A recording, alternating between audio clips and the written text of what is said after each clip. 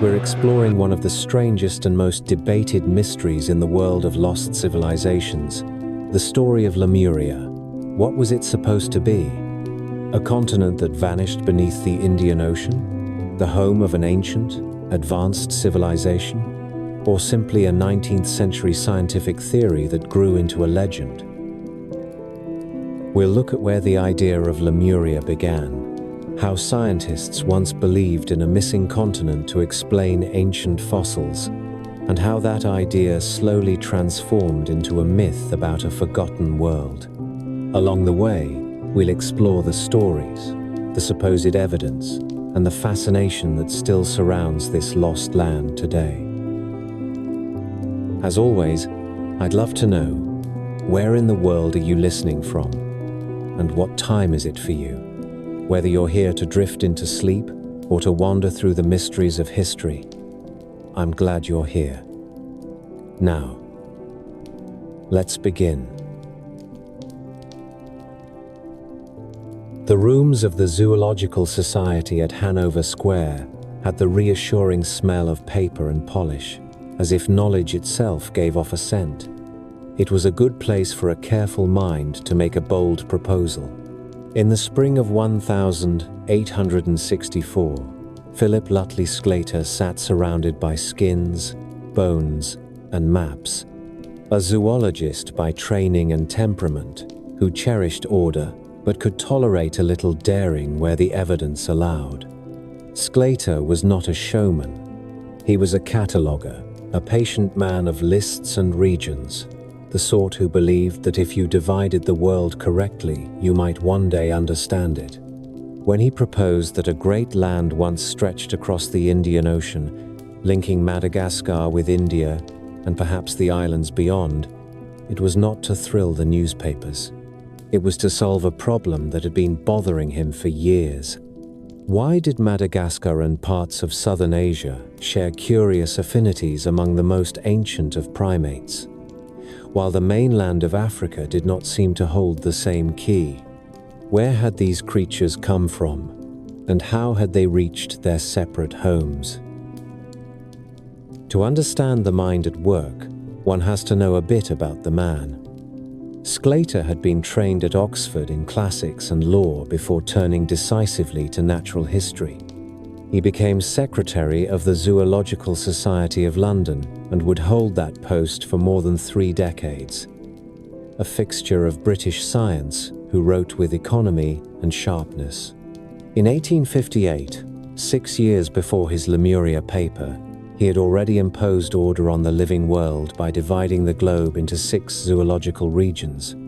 The names he chose still shape textbooks: Nertic, Neotropical, Ethiopian, Palarctic, Indian, and Australasian. Behind those tidy names lay a great deal of travel, letter writing, and the patient sorting of facts. Sclater knew from experience that boundaries in nature are seldom straight lines. They are zones of mingling and sharp breaks that follow seas and mountains. His eye was trained to find patterns among scattered dots. The scattered dots that concerned him in 1864 were lemurs. The word itself carries a story. In the 18th century, Linnaeus gave the name to a group of nocturnal primates whose large eyes and grave silence struck him as otherworldly. He borrowed a Latin word used by the Romans for restless spirits who wandered the night: lemures. By the 19th century, European naturalists had learned that living lemurs were not spirits at all, but a diverse clan confined to Madagascar and the nearby Comoros, with far-flung cousins among the lorises of India and Sri Lanka and the Galagos of mainland Africa. The whole tribe belonged to the old and branching family of the strepsirrhine primates. Behind their bright eyes and moist noses lay a deep ancestry that pushed back toward the earliest primates of the Eocene. This was where the puzzle opened. The living lemurs were confined to one large island in the Indian Ocean and a few islets. Yet echoes of their clan appeared in southern Asia and Africa. Madagascar contained a profusion of lemurs unmatched anywhere else on Earth. From the long-armed indri that calls across forest canopy like a flute, to the strange eye that hunts grubs with a finger as thin as a twig. Naturalists in the 19th century also knew of lorises in India and Ceylon and in the Malay world, and of bush babies and potos upon the African mainland. The distributions did not line up neatly with Sclater's regions. They suggested an older geography, a time when what is now ocean had been land, and when animals could wander where today only water lies. Sclater gathered his observations and wrote his paper, published in the Quarterly Journal of Science, under the plain title that concealed its significance. The Mammals of Madagascar. He compared lists. He weighed affinities. He was not looking to write an epic. He was looking to explain a data set. What he proposed followed a respectable tradition of his century. If two living lands hold closely related species that are unlikely to have crossed great storms and salt water, then those lands were likely once connected. The mechanism by which they became separated was unknown. Men like Lyell had argued that the crust of the earth changes slowly, that seas creep and land slowly rises or subsides. Darwin had proposed that coral atolls form over sinking volcanic islands, which was itself a mild lesson in how islands can appear ancient and then disappear beneath the tide line. No one in 1864 had the language of plates or spreading ridges. When Sclater reached for an explanation, he took what his era offered. A land bridge, not everywhere and forever, but for long enough to allow living things to move. The step from a modest land bridge to a continent was not so large as it sounds to modern ears. The Indian Ocean was then a space of weak knowledge and strong conjecture. Mariner charts showed shallow banks and round ridges, the Mascarenes with their volcanic peaks and basalt shores, the Syedamala Bank and the Nazareth Bank where soundings ran up suddenly from deep water to broad shoals. Naturalists and navigators understood that islands can be the surviving tips of larger structures. Sclater's leap was to treat these hints as the remains of something continental. In naming that something, his instinct for tidy classification served him once again. He borrowed from the animals that had forced the question. Lemuria, a land of lemurs. In the manner of Victorian science, the name was both descriptive and grand. The paper did not read like a romance. It read like a memo from a man who wanted his colleagues to look again at their maps. It concluded that the simplest way to explain the distribution of the old primates and certain other animals and plants was to restore a path of land from Madagascar through the Laccadives and Maldives, and perhaps onward to the Malay Islands, or even to Australia. If one restored such a path, the creatures made sense. They could have moved in deep time, then been stranded when the seas returned to their basins. It was one explanation among several, but it had the advantage of aligning many scattered facts without inventing a dozen smaller causes. The world into which this idea entered was noisy with argument. Darwin's origin had been out for 5 years. T.H. Huxley had publicly taken up the cause, boxing with bishops and with caution. Alfred Russel Wallace, the co-discoverer of natural selection, had returned from the Malay archipelago with notebooks full of birds and butterflies, and with a map of his own drawn in the sea between Bali and Lombok. The Wallace Line, as it would come to be called by others, marked a divide in the animal world between Asia and Australia so sharp that it suggested deep water and ancient separation. Wallace took from his islands a reverence for the power of sea channels to stop the spread of life. Where Sclater found a comfort in land bridges, Wallace found a stern teacher in currents and depth. The debate between these ways of seeing was not a matter of personalities. It was a matter of habit and experience. Each man had gathered evidence in his own way, and brought it home. In this circus of new ideas, Lemuria had the look of a proposition that would either shrink with time or grow tendrils into larger stories. It did both. Among the most influential readers of Sclater's work was a German biologist with a gift for grand syntheses. Ernst Haeckel found in Lemuria not only a path for animals but a cradle for us. He would later argue that the unknown ancestor of mankind had dwelt in the warm reaches of a vanished southern land. That story belongs to another chapter. In the first years, the focal question remained the modest one Sclater had posed. Could 10,000 square miles of ocean once have been corridors of dry land and forest? If so, when? If not, why do living things tell a story of family across the waves? Victorian readers did not live only on papers and meetings. They lived on voyages. In 1872, the Royal Navy sent out a 3-masted corvette to study the depths of the sea. The voyage of the Challenger would change the study of ocean basins.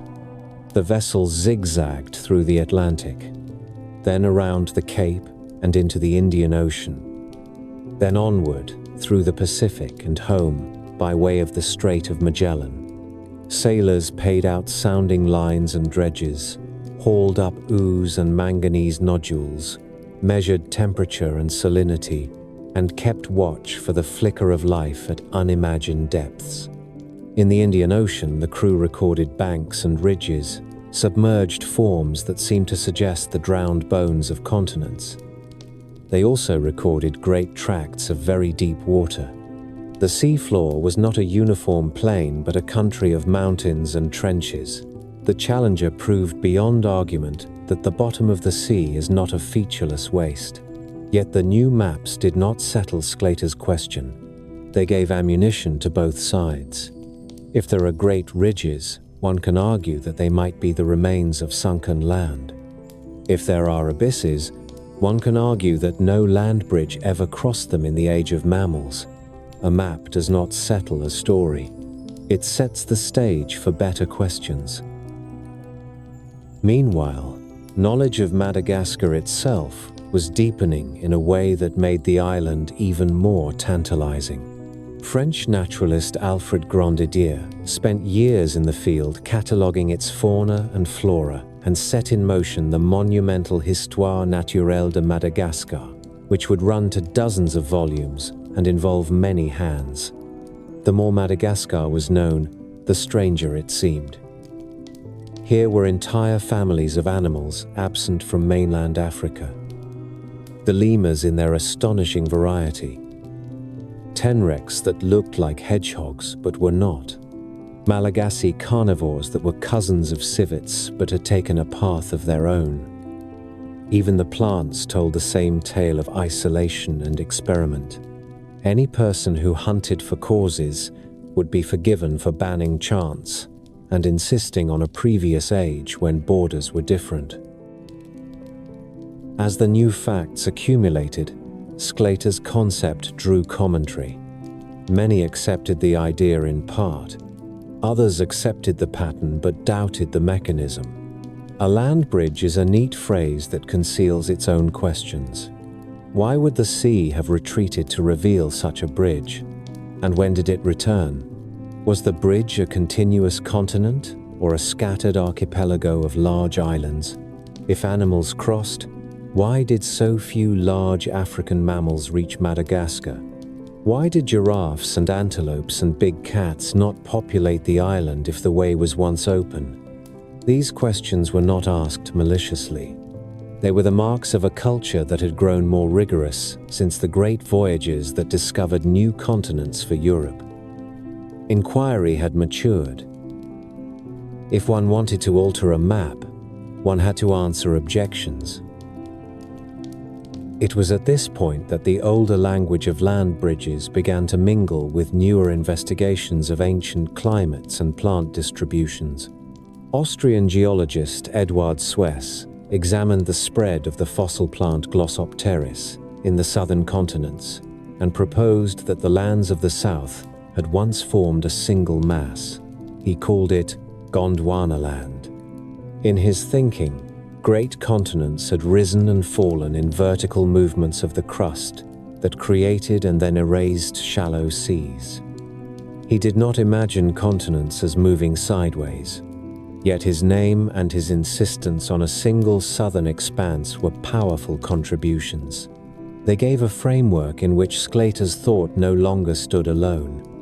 If a grand southern land had once existed, then a connection between Madagascar and India was not fantasy. It was a local expression of a larger truth. In London, the scientific conversation moved back and forth between careful particular studies and large bridging ideas. Joseph Dalton Hooker, the botanist who had sailed with Ross to the Antarctic and had become one of Darwin's closest friends, traced the deep kinships of southern plant floras. He showed that plants could testify to old geographies as convincingly as animals. Through this period, Sclater read and argued and catalogued. He remained the secretary who kept the ledgers, but he was also the quiet architect of a set of insisting questions that would drive inquiry for decades. Lemuria did more than stir learned journals.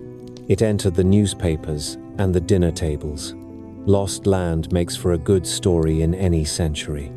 In the 1880s, Ignatius Donnelly would make a popular theater of the older story of Atlantis and sell books by the tens of thousands. Lemuria did not have Plato's authority behind it, but it had something even more seductive to a Victorian public that loved science. It had the tone of a modern investigation. It came wrapped in the earnest modesty of a man who loved birds and maps. In coffee houses and parlors, one could refer to Lemuria as if one had attended the meeting and taken notes beside the zoologists. The name, with its soft consonants, was borrowed from a primate but sounded like a place from a travel book, half Latin, half lullaby. The charm of the idea reached far beyond London. In Germany, France, and the United States, naturalists and geographers who wrestled with their own map problems found in Lemuria a handy term, a placeholder for missing land. Scholars of animal migration, students of languages, compilers of folklore, even a few learned men who had slipped from sober study into a taste for the marvelous, all tried Lemuria on like a coat and found that it suited their purposes. When the French asserted growing interests in the Western Indian Ocean and later colonized Madagascar, some of their writers warmed to Lemuria as if to a family romance. If the sea had indeed swallowed a southern world, perhaps the modern French mission bore a faint resemblance to a rescue.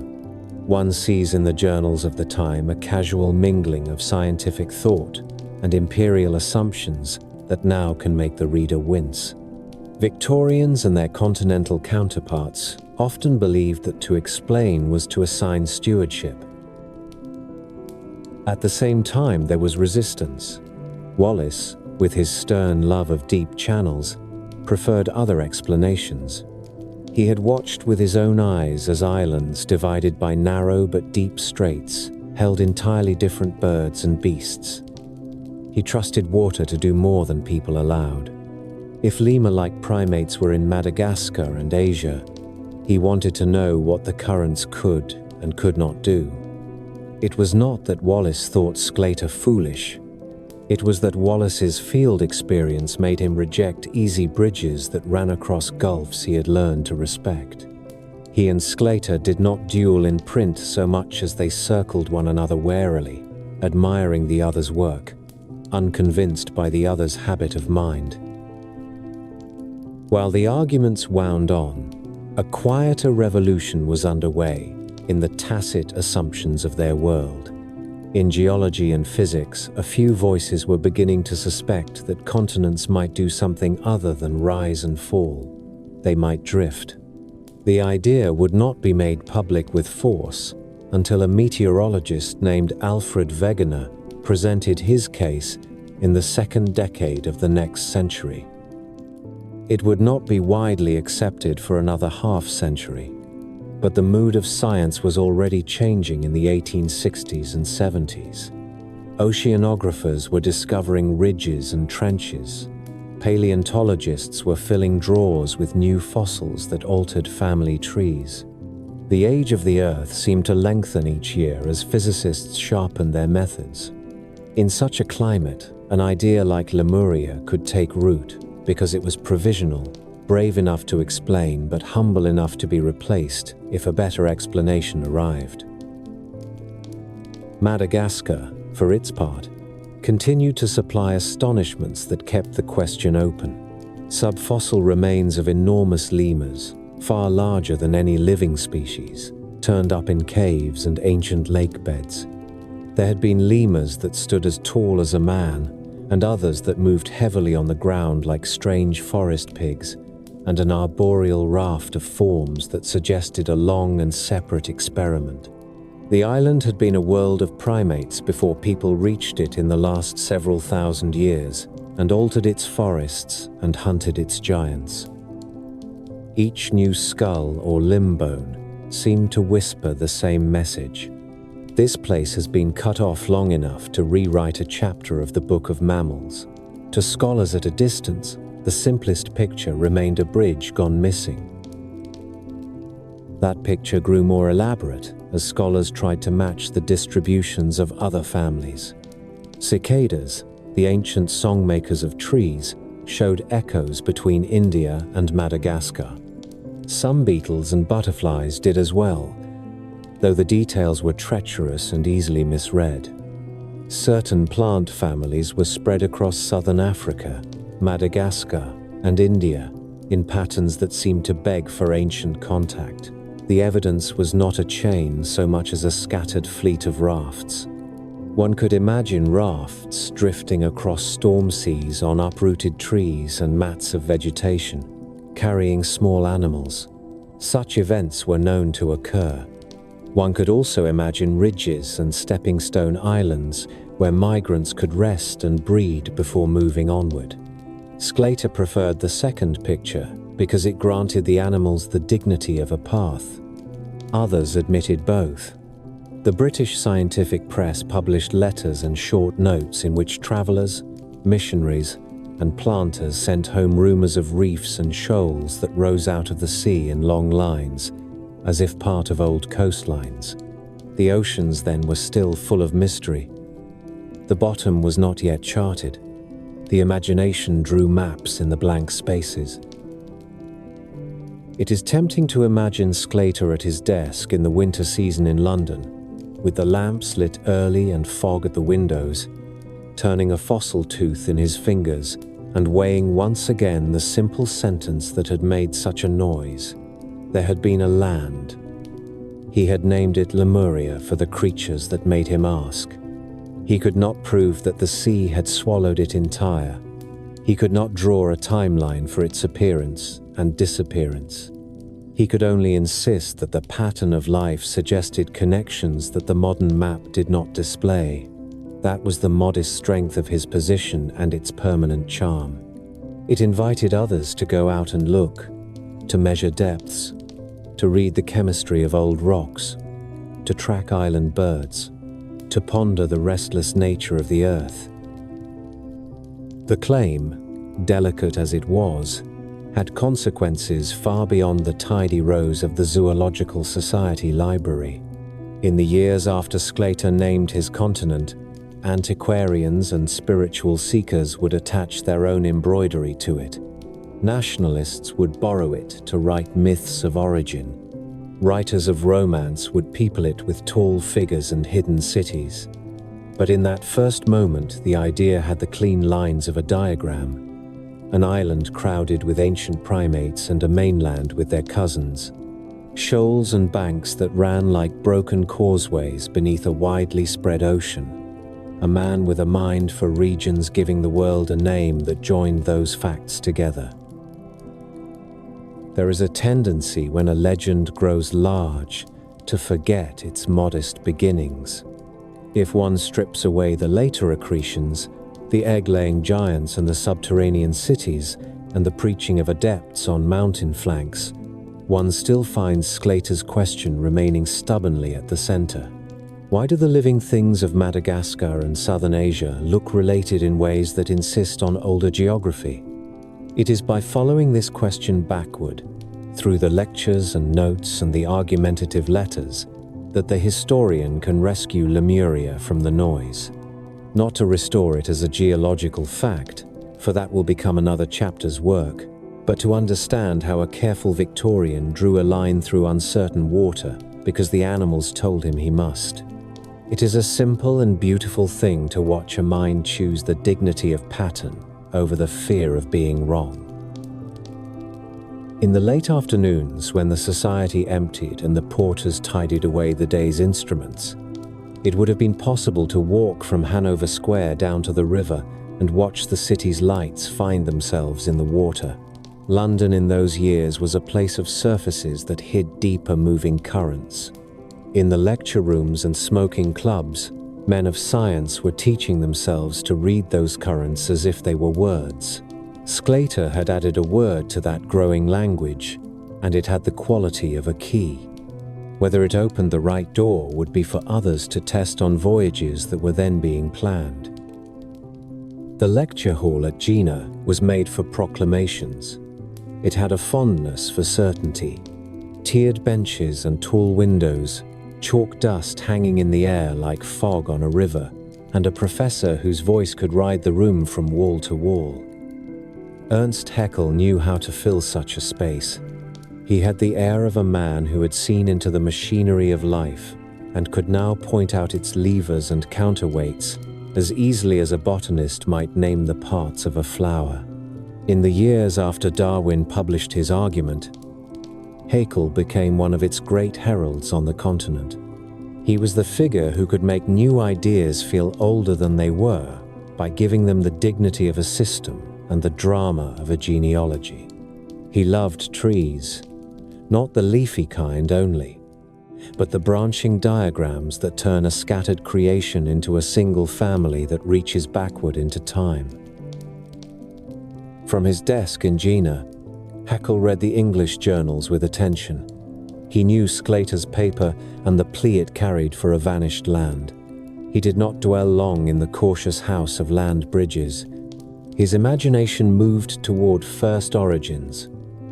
Darwin had set the terms. Natural selection had replaced the fixity of species with a restless history. Yet Darwin could be careful to the point of reticence about human beginnings. Haeckel was not built for reticence. He wished to say where the first true men had stood and how they had spread. He wished to draw a map that would make sense of languages and skulls and the sudden appearance of human artifacts across the old world. He had two influences that worked upon him in this enterprise. One was the old German tradition of nataphilosophy, a habit of mind that looked for grand patterns and law-like forms beneath the clutter of data. The other was a new faith in historical method. Haeckel believed that the development of life had a story that could be reconstructed through careful inference from embryology, morphology, and distribution. He was the man who insisted that the history of the individual embryo might echo, in faint and distorted ways, the history of the species. Ontogeny recapitulates. Phylogeny was a phrase that would carry his name into many debates. Even when critics disputed the formula, the ambition behind it was irresistible. Nature was a narrative, and with enough evidence one could read it chapter by chapter. When he arrived at the chapter of humankind, the available fossils were poor guides. No Neanderthal skull had yet entered common discussion when Haeckel began to form his views. No hand axes had been anchored to ages by methods that could satisfy his need for chronology. He did what good schematizers often do. He built a scaffold out of what he knew best. And then he reached for what he called the missing forms, to fill the gaps that were visible to his mind, if not to his museum drawers. He gave names to those missing forms: so that they might become more real in the scientific conversation. Pithecanthropus allalus, the speechless ape man, was one such invention. He did not know where its bones would be found. He trusted that they existed. For the homeland, he preferred the warmth of the south. Haeckel's map of creation placed a garden of first things in a band that ran through the Indian Ocean world. To him, the simplest way to reconcile the similarities of primates across Madagascar, India, and Southeast Asia was to restore a lost platform of land and to bless that platform with the first appearance of human form. The name that Sclater had used was available and ready for service. Lemuria, a word borrowed from lemurs, became, in Haeckel's writing, a stage for the first acts of our species. He could be specific in a way that was more poetic than precise. In one plate, he labeled a central area paradise, not in the theological sense, but as a shorthand for the place where the human line crossed the threshold into what we would one day call ourselves. There were reasons for this southern preference beyond the allure of warm seas. Haeckel argued that the earliest men would have required a climate that did not demand too much invention, that early creatures who had only just stood upright and barely learned to shape tools would have found life easier near the equator. He also thought in terms of radiations outward. If one wishes to explain how human cultures and types spread across Eurasia and Africa, it helps to begin from a point that can reach both directions with a minimum of obstacles. A land that touches India on one side and Africa on the other, with a span through island chains that lead toward the Pacific, offers exactly that convenience. In an era before continental drift, a vanished southern continent provided a cleaner narrative than migrations across open ocean. Haeckel's lecture courses and books brought these ideas to an audience that wanted stories as much as it wanted numbers. The History of Creation was a title that could sit on a parlor table and announce itself with confidence.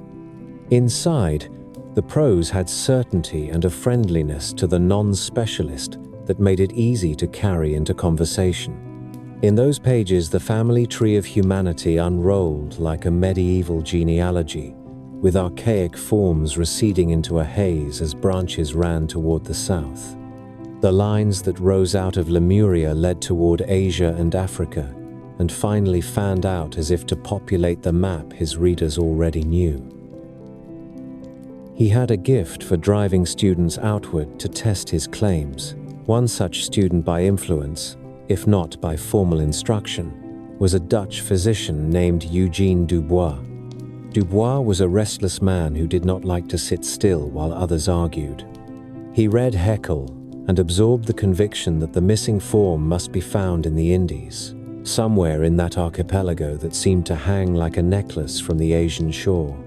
He secured a military post in the Netherlands East Indies in order to place himself where he could hunt for bones. On the banks of the Solo River in Java in 1891 and 1892, he found fragments that would be spoken of in newspapers around the world. A skull cap with a low vault, a femur that spoke of a creature that walked upright. Dubois called it Pithecanthropus erectus, upright ape man. He brought the pieces to Europe and showed them in lecture after lecture to rooms that had Haeckel's voice still echoing in their woodwork. It is important to pause on this thread, not to claim more for it than it can carry, but to see how an idea can rearrange the furniture of an entire generation. If Haeckel had not insisted on the southern and eastern lands, Dubois might have hunted elsewhere. If Dubois had not found what he found, Haeckel's speechless man would have remained too airy a device to persuade many minds. The discovery in Java gave a physical anchor to a set of theories that had been floating for want of weight. It did not prove Lemuria in any literal way. It did, however, give great comfort to those who had placed the cradle of humankind somewhere nearer the Indian Ocean than the savannas of Africa. Haeckel did not argue in an empty field. There were other giants on that ground. Thomas Huxley had written on the relation between man and the great apes and had the combative sense to defend evolution in public. Alfred Wallace, who had seen with his own eyes the dividing line in the Malay archipelago where Asiatic and Australian creatures parted ways, brought a stern appreciation for the power of deep channels to limit the spread of species. Wallace was more cautious about the ease with which land could appear and disappear. He could admit a southern continent in deep time and still insist that the modern ocean basins were old shapes that had to be respected. The conversation between Haeckel and Wallace was not a set of personal letters so much as a set of public positions that readers could move between as they formed their own opinions. There was also Darwin himself, watchful and precise. He had suggested Africa as a likely origin for the human line, thinking of the living great apes and what their kinship might imply. His suggestion was modest. He did not assert it as a conclusion. Haeckel preferred Asia and the southern seas, and he said so with a confidence that made his readers feel that a map had been corrected rather than proposed. The contrast between the two men was instructive.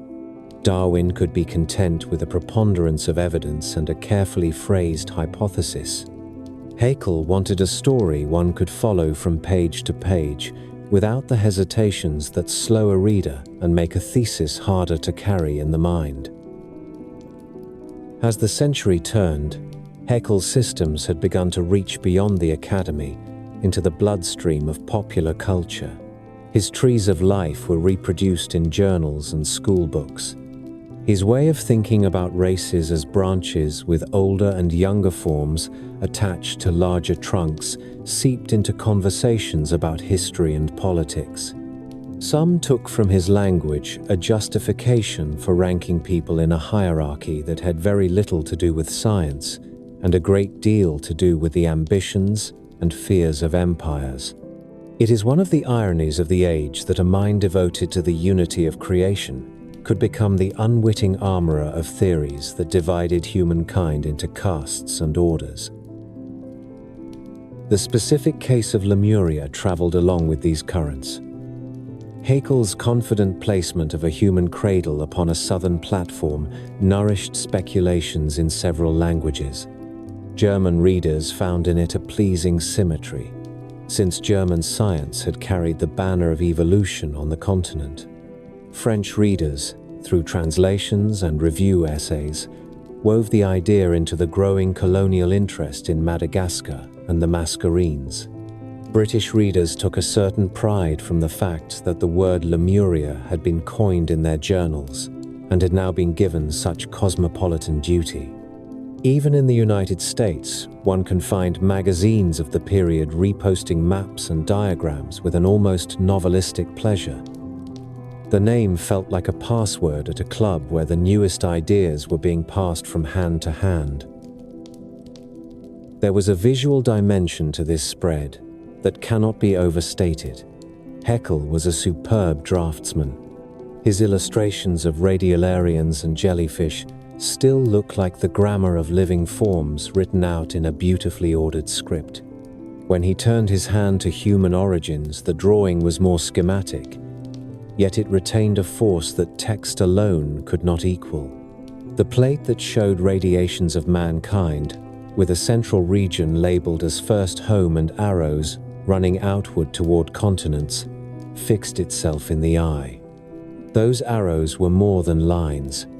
They were promises that the tangle of languages and customs one encountered across the world could be reduced to a simple geometry. To a modern reader, that geometry can look like a net thrown over seas that were far less generous to migrants than Haeckel supposed. Yet, in the context of his time, the geometry had a logic. If one assumed a great southern land in ages past, the Indian Ocean was no longer all water. It was a field marked with paths that had once been dry. Long before oceanographers traced ridges and trenches with instruments, Men imagined the seafloor as a terrain of valleys and heights, akin to the land they knew. Haeckel's imagination walked those heights and set a first camp for the ancestors there.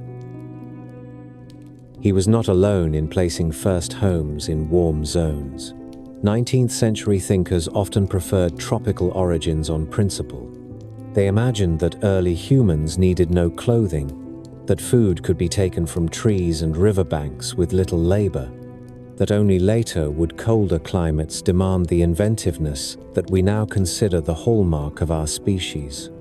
The archaeology of the Stone Age was in its infancy, and the romance of an easy beginning had not yet met the hard facts of glacial cycles and the deep antiquity of northern settlements. In such a climate of thought, Lemuria's warmth was a virtue, not an obstacle.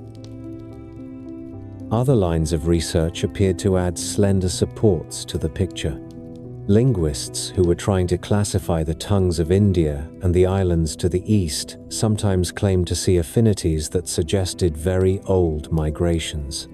Folklore collectors in India and Ceylon recorded stories of lands swallowed by the sea, which were taken by some to be faint folk memories of a lost southern world. Botanists who compared the floras of southern continents noticed clusters of related species that would be explained more easily by contact than by rare transoceanic chance. None of these threads was strong by itself. Together they produced the feeling of a tapestry whose pattern could be seen even if some of the stitches were loose. Haeckel's own enthusiasm could make thin evidence feel firm. He was that kind of teacher. He would point to a diagram and speak of it as if it were a map drawn from 1,000-year memory, rather than a few decades of argument and fieldwork. For students and readers who wanted clarity, this was a kindness. For opponents who preferred to leave a question open rather than force it to an answer, it could be infuriating. Yet Haeckel's force of personality helped ensure that Lemuria would not remain a local term buried in a zoological journal. He made it cosmopolitan. He made it part of the human story. There is a further strand to follow, and it leads in directions that Haeckel likely did not foresee. When he placed a human cradle upon a lost southern land, he built a platform that mystics and occultists would later occupy. The theosophists read him, or read those who had read him, and took the contours of his map as invitations. If there had been a first home on a continent now vanished, then that home could be peopled with whatever wisdom one wished to ascribe to it. Atlantis had ancient texts behind it. Lemuria had modern science behind it, however speculative. The difference mattered to readers who longed for a myth that could be told in the language of the present. In salons from Berlin to Bombay, one might hear Lemuria spoken of with a half smile, as if science had at last found the old Eden by another name. It is worth returning to the banks of the Solo River, where Dubois pried a skullcap from the earth and felt the rush that comes when a conjecture becomes a thing you can hold in your hands. He had gone to the Indies because a German professor told the world that Asia held secrets Africa could not. He had looked along brown river water and through tall grasses because his mind had been turned toward a southern and eastern frame. When he weighed the skull in his palm, he brought a report not only to the museum but to the map. The Javanese bones supported the idea of an Asian theater for early human drama. They did not settle the question. They were treated with suspicion by some for years, but they changed the weather of the conversation. Haeckel, for his part, did not live to see the more complete fossil record that would come to light in Africa and Asia in the 20th century. He did not see the Leakeys in Olduvai or the later work in Ethiopia and South Africa that would tip the balance back toward an African origin for the human line. He did not see the rise of plate tectonics and the way it would alter the very ground on which debates about lost continents were held. He saw only the first turns of the wheel. and he pushed with all his strength in the direction he believed was right. In doing so, he gave Lemuria a role in the human story that went far beyond the lemurs that had lent it its name.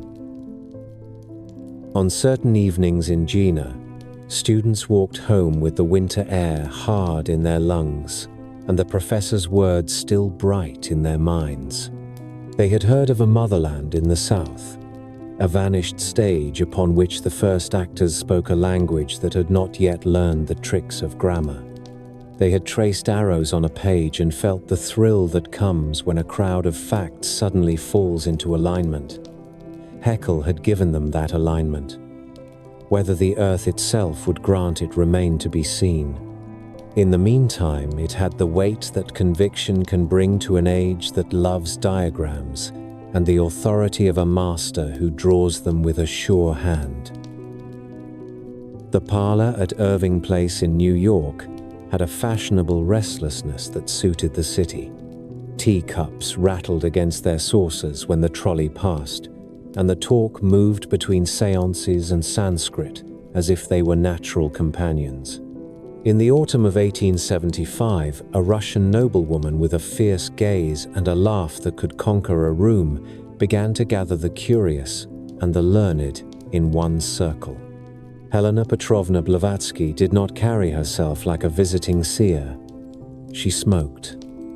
She argued. She loved a good footnote. Alongside her stood a former American officer named Henry Steele Olcott and a young Irish-American jurist named William Quan Judge.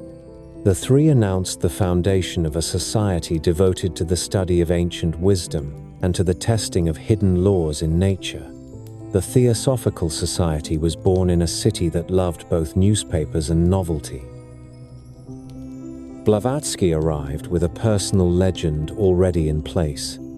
She had traveled across the Near East and as far as India, and she claimed to have studied in Tibet with teachers she called the Mahatmas. She wrote with an assurance that made the unknown feel catalogued. Within 2 years, she published a great restless volume called Isis Unveiled. It was a symphony of citation that interrupted itself with stories and polemics. Her target was what she called materialism, the new faith in matter and mechanism that she believed had pushed spirit to the edge of public life.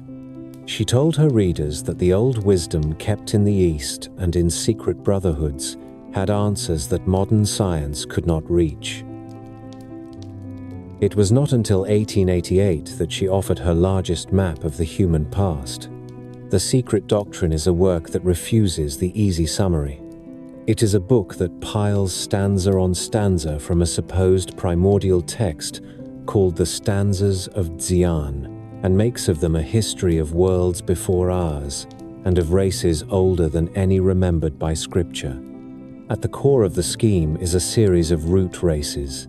They are not races in the narrow sense of color or nation, but stages in the development of human consciousness through cycles measured in ages. The first was ethereal and long vanished. The second bore the name Hyperborean in a way that borrowed a classical fragrance. The third was Lemurian. The fourth was Atlantean. And the fifth was the present humanity, which she called Aryan in the wide philological sense, then common in European parlance. Blavatsky placed Lemuria as a continent that once stretched across what is now the Indian and Pacific Oceans. She wrote as if it were a country lost to time but not to competent memory. Her Lemurians were not mere islanders washed away by a careless sea. They were chapters in the making of mind. In early Lemurian time, she said, the beings had bodies not yet fixed in the dense forms familiar to us. They reproduced in ways that began without partners, then passed into a stage of egg-laying, and only late came to the division into sexes that we take as natural. She claimed that a single eye in the back of the head gave these beings a vision of surrounding fields that would later retreat into the pineal gland as a vestige of a power humanity no longer used. Giants walked those coasts and inland plateaus. They lived under a sky that had not yet settled into the rhythms we know. Dinosaurs were present in that far age, an echo of the recent discoveries in bone quarries that had fired the public mind with visions of immense reptiles. Lemuria, in her telling, perished in fire. Volcanoes shook with long convulsions. The sea came in. Islands remained as a necklace of reminders. Readers who had followed Haeckel could hear the scientific cadence in her emphasis on stages and development. She admired his audacity while rejecting what she called the poverty of a vision that allowed only matter and chance, a voice in the making of things. She quoted him. She chided him. She pressed his speculation into service and then rehabilitated it under a more spacious law. The same is true of Sclater. She knew the paper on the mammals of Madagascar and the tidy coinage of the word Lemuria. She took that coin and set it in a crown.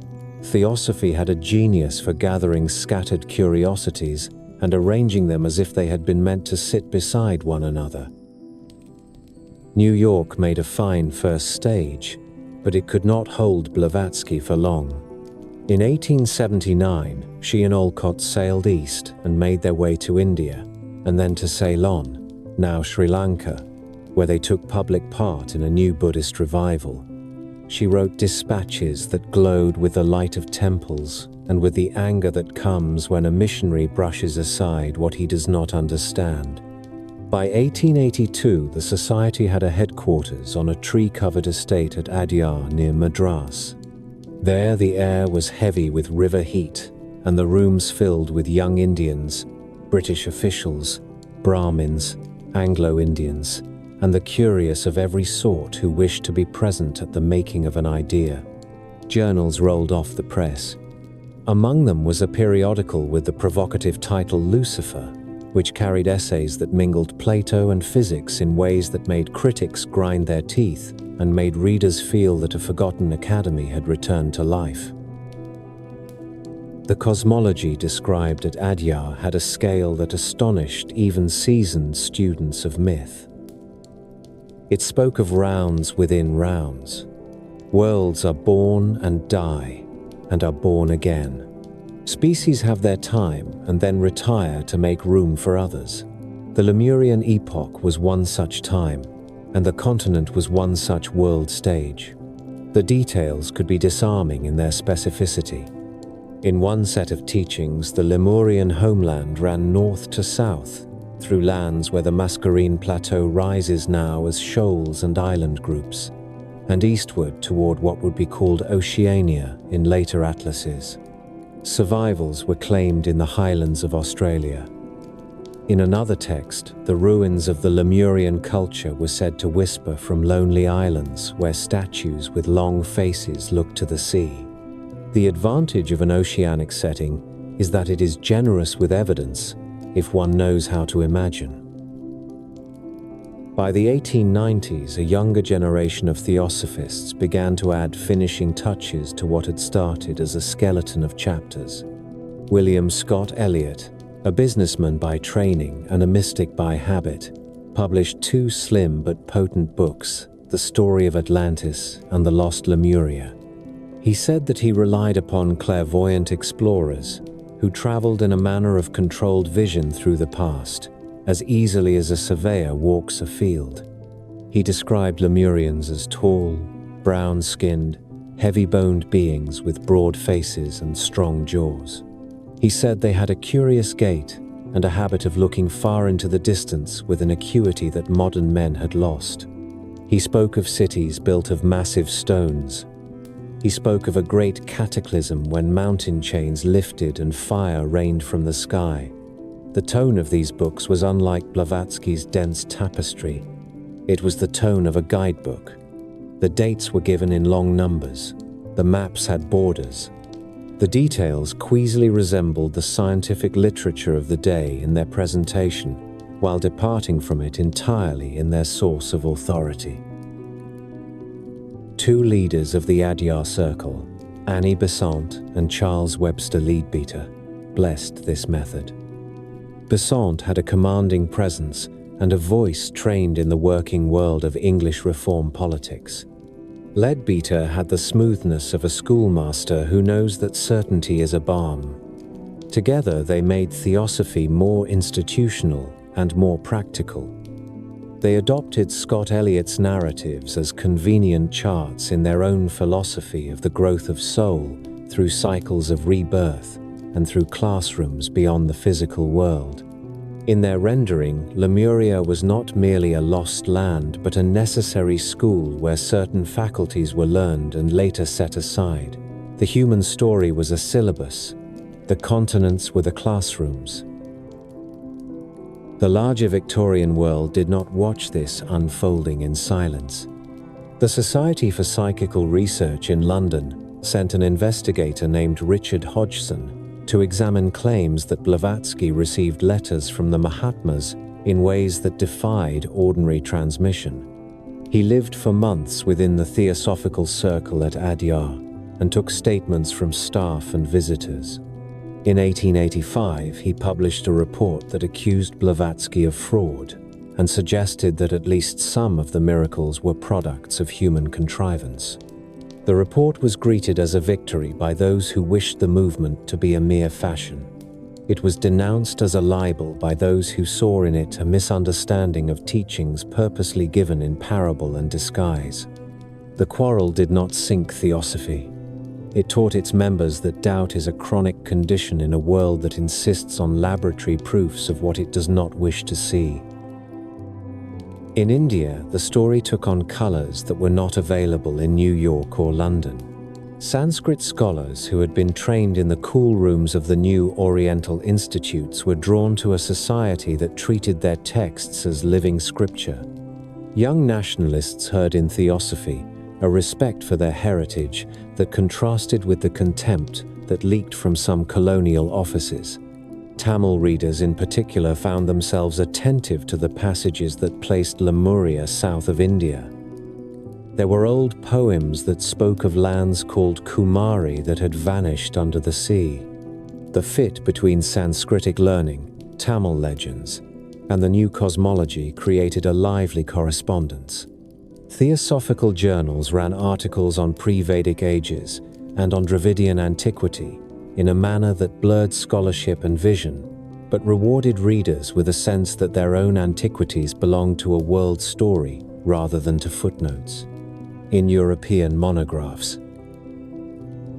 A different public encountered Lemuria in the salons and backrooms of Europe and America, where spiritualism had made table rapping and trance-speaking familiar amusements and sometimes sincere quests. The Theosophical Lemuria gave these circles a frame in which to place messages that claimed to come from ancient beings. Mediums used the name as if it were a country on a recently discovered map. Novelists borrowed it. One can find adventure tales in which secret survivors of Lemuria live under Australian deserts or upon forgotten islands. The velvet chairs of London clubs and the verandas of Bombay bungalows became stages for quiet arguments about whether the statues of Easter Island faced the sea because they waited for redeemed sailors of a drowned race to return. The most striking feature of this period is the way that theosophy adopted the public language of science while refusing its boundaries. Its journals resembled review magazines. Its lectures were supported by diagrams that looked as if they had been lifted from geological treatises and then retitled. Its leaders were comfortable citing Huxley by the paragraph in order to step over him into speculation. They quoted Darwin and then declared that the law of evolution was real, but that its realm was larger than biology and included the growth of spirit through bodies and beyond them. Theosophy was an education in the art of walking along the border between laboratory and temple. That border makes scholars nervous. It makes readers alert.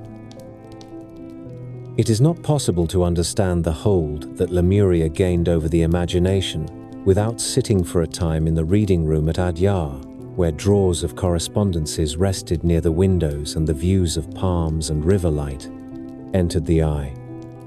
Visitors wrote of the sense that history had been stretched. A fossil in a museum case seemed poorer after such afternoons. The world became a palimpsest where texts had been written and scraped away and written again, and where what a scientist called the Miocene might be read alongside a stanza that told of a race that spoke to the stars with voices we no longer possess. It is a sensation that respectable history tends to suppress. The Theosophists encouraged it and disciplined it with a syllabus. Across the wider world, the same currents were at work in less learned ways. On the slopes of Mount Shasta in California, a young writer named Frederick Spencer Oliver published A Dweller on Two Planets in 1894 and told of an underground city called Telos, where Lemurian survivors preserved an art of living that mixed crystal engines and quiet contemplation. The book had the fragrance of pulp romance and the cadence of a personal revelation. It echoed the language that had risen at Adyar and made of it a local legend. That echo would sound for a century among seekers who walked the pine forests there at night and spoke softly of robed figures who passed between trees as silently as fog. By the turn of the century, Lemuria had left the zoological paper where it was born and had taken up residence in a library that stretched from parlour to monastery. The old Victorian world had grown fond of a certain arrangement of thought. It liked to see exploration, science, empire, and literature pass drinks to one another at the same table.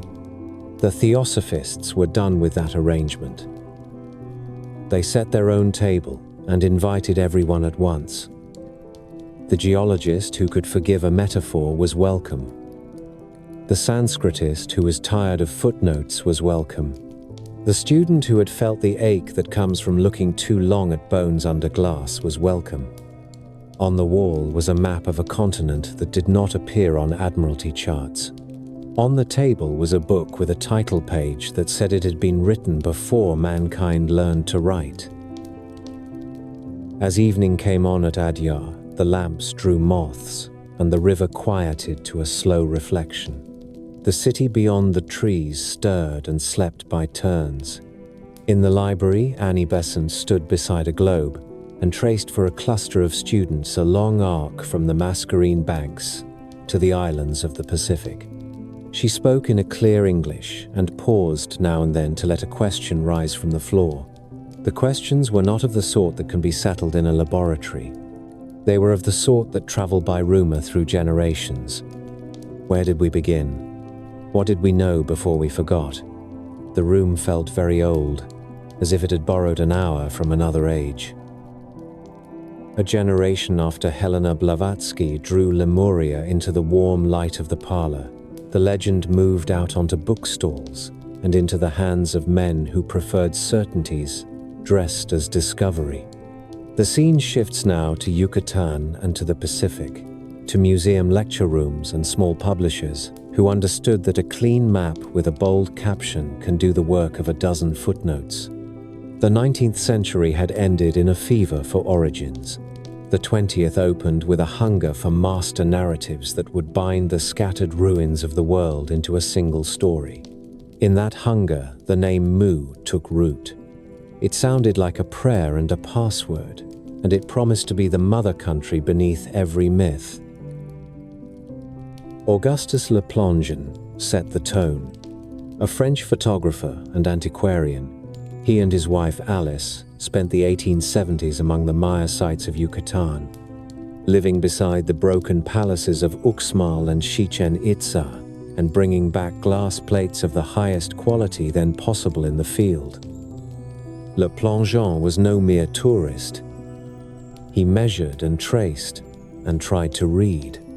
He convinced himself that he had cracked the secrets of the so-called Troano manuscript, one of the few surviving pre-Columbian books. His translations, confident and quite wrong, told of a great land called Mu that had sunk in a cataclysm and of a queen he called Mu who fled to Egypt and became the inspiration for the Sphinx. The argument appeared in a book with a title that declared more than it proved. Queen Mu and the Egyptian Sphinx was part romance, part polemic, and all certitude. Specialists shook their heads. The public leaned forward. Here was a claim that turned the ancient world on its head. Egypt, the teacher of nations in the European imagination, had borrowed from America. Between them had stretched the vanished ground of Mu, an ancestral hearth now lost under the sea. Le Plonge was already folding the many meanings of Lemuria into a new single syllable. He spoke with authority, not only about Yucatan, but about the Pacific and the Indian Ocean. He believed that remnants of Mu lay concealed in the customs of Pacific Islanders, that the colossal works on Easter Island, which few Europeans had seen at close range, were a message from that drowned past. His vision had a romance that made the map glow. An earlier world had known a unity that modern nations could only dream of. He did not hesitate to place this unity at the root of all the older civilizations that Europe admired. A motherland had sent out its children to build in stone across 2 oceans. James Churchward took this romance and made of it a publishing empire.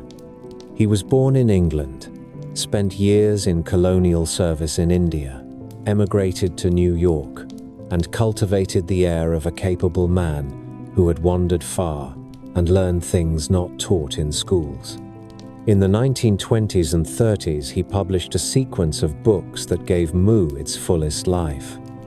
The Lost Continent of Mu in 1926 announced the thesis with the energy of a showman. The children of Mu, the sacred symbols of Mu, and cosmic forces of Mu followed. Churchward said that as a young man he had studied with a high priest in India who had shown him secret Narkal tablets written in a script older than known scripts and preserved in a monastery that kept watch over a wisdom older than Babylon. From these and from research in museums and libraries, he claimed he had reconstructed a world that was long forgotten by the scholars, but remembered in stone and myth. Churchward drew maps in a firm hand. His Mu spread across the Pacific, like a continent apart. It touched the Philippines and stretched toward Japan, ran south toward Easter Island, and swung back toward the coast of South America. He dated its destruction to a time before known civilizations, but not so far back as to make it unreachable to human memory. He assigned population totals in the tens of millions and listed colonies where his Mu had planted outposts and arts. He said that Egypt, Sumer, the Indus cities, and Mesoamerica were branches from this original trunk. He wrote of a sacred flower symbol that traveled with them, and of a set of cosmic forces known in Mu that worked through waves and magnetic lines, which later peoples only dimly recalled. If one looks past the grand claims, one can see how Churchward built his case out of shrewd borrowings. The idea that motifs repeat across far continents is an old truth in art history. The lotus and the serpent and the sun disk can be found in many places because they are powerful images, not because they guarantee a single source. The fact that Pacific voyagers crossed immense spaces by reading wind and wave is one of the marvels of human history. Churchward took that accomplishment and raised it into a system for continents where islands stood.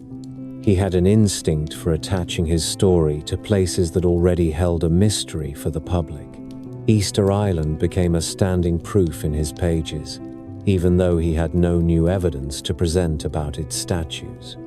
He described the megalithic city of Nan Madol in Micronesia with a gaze that turned it into a page from his tablets, even though its builders belonged to a culture with its own known history in the Caroline Islands. He read fractal patterns into Polynesian tattoo as if they were freighted with messages from the motherland. At times, he leaned on living men whose names had a museum weight. He cited the English geologist John Milne on earthquakes and island formation. He He quoted from translations of Indian Vedic hymns and from the Popol Vuh, the sacred text of the Quiche Maya. He wrote about the Naga and the Nagual with equal ease, creating a wide shelf of resemblances that felt convincing when placed side by side. Where specialists saw one more survey of other men's work, the general reader saw the bright thread of a single pattern.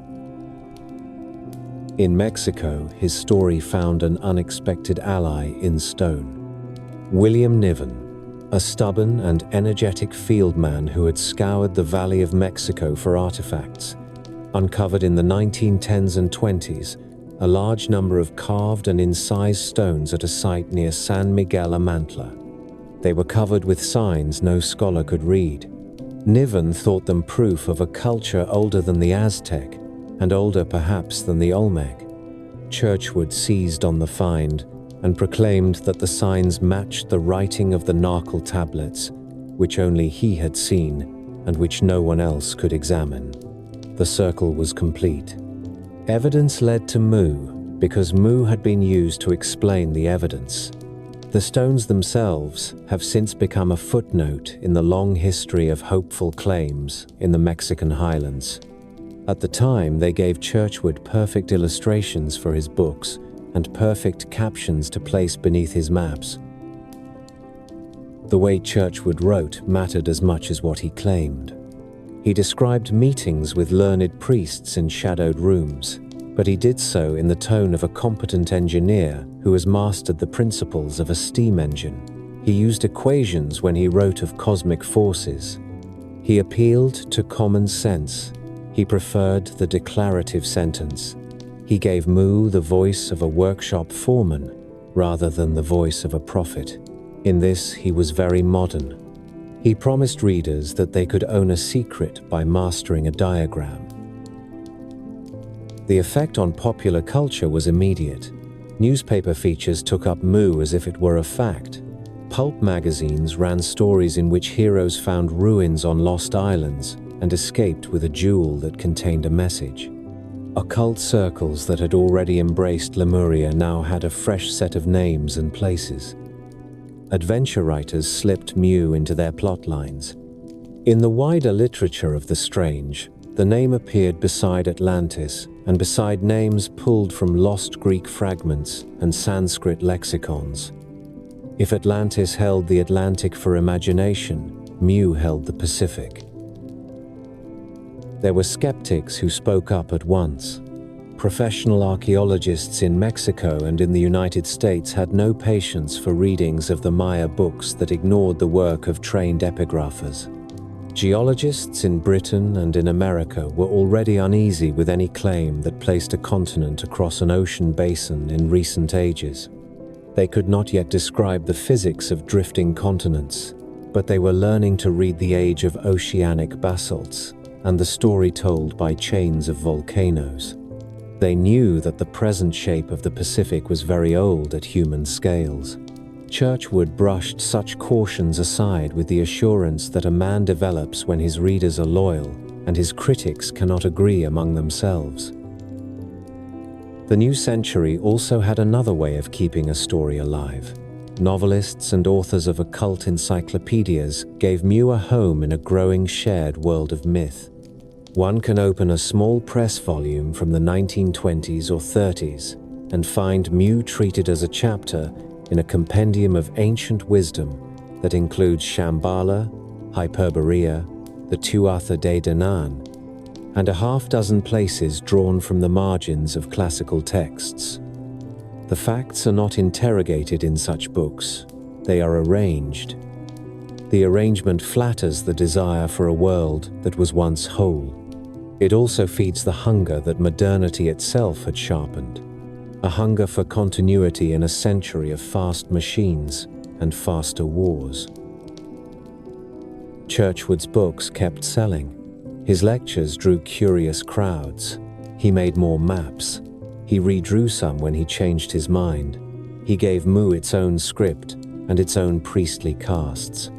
He claimed that its people had mastered an early form of electricity that was not bound by wires and circuits, and that drew its strength from forces in the air and in the sea.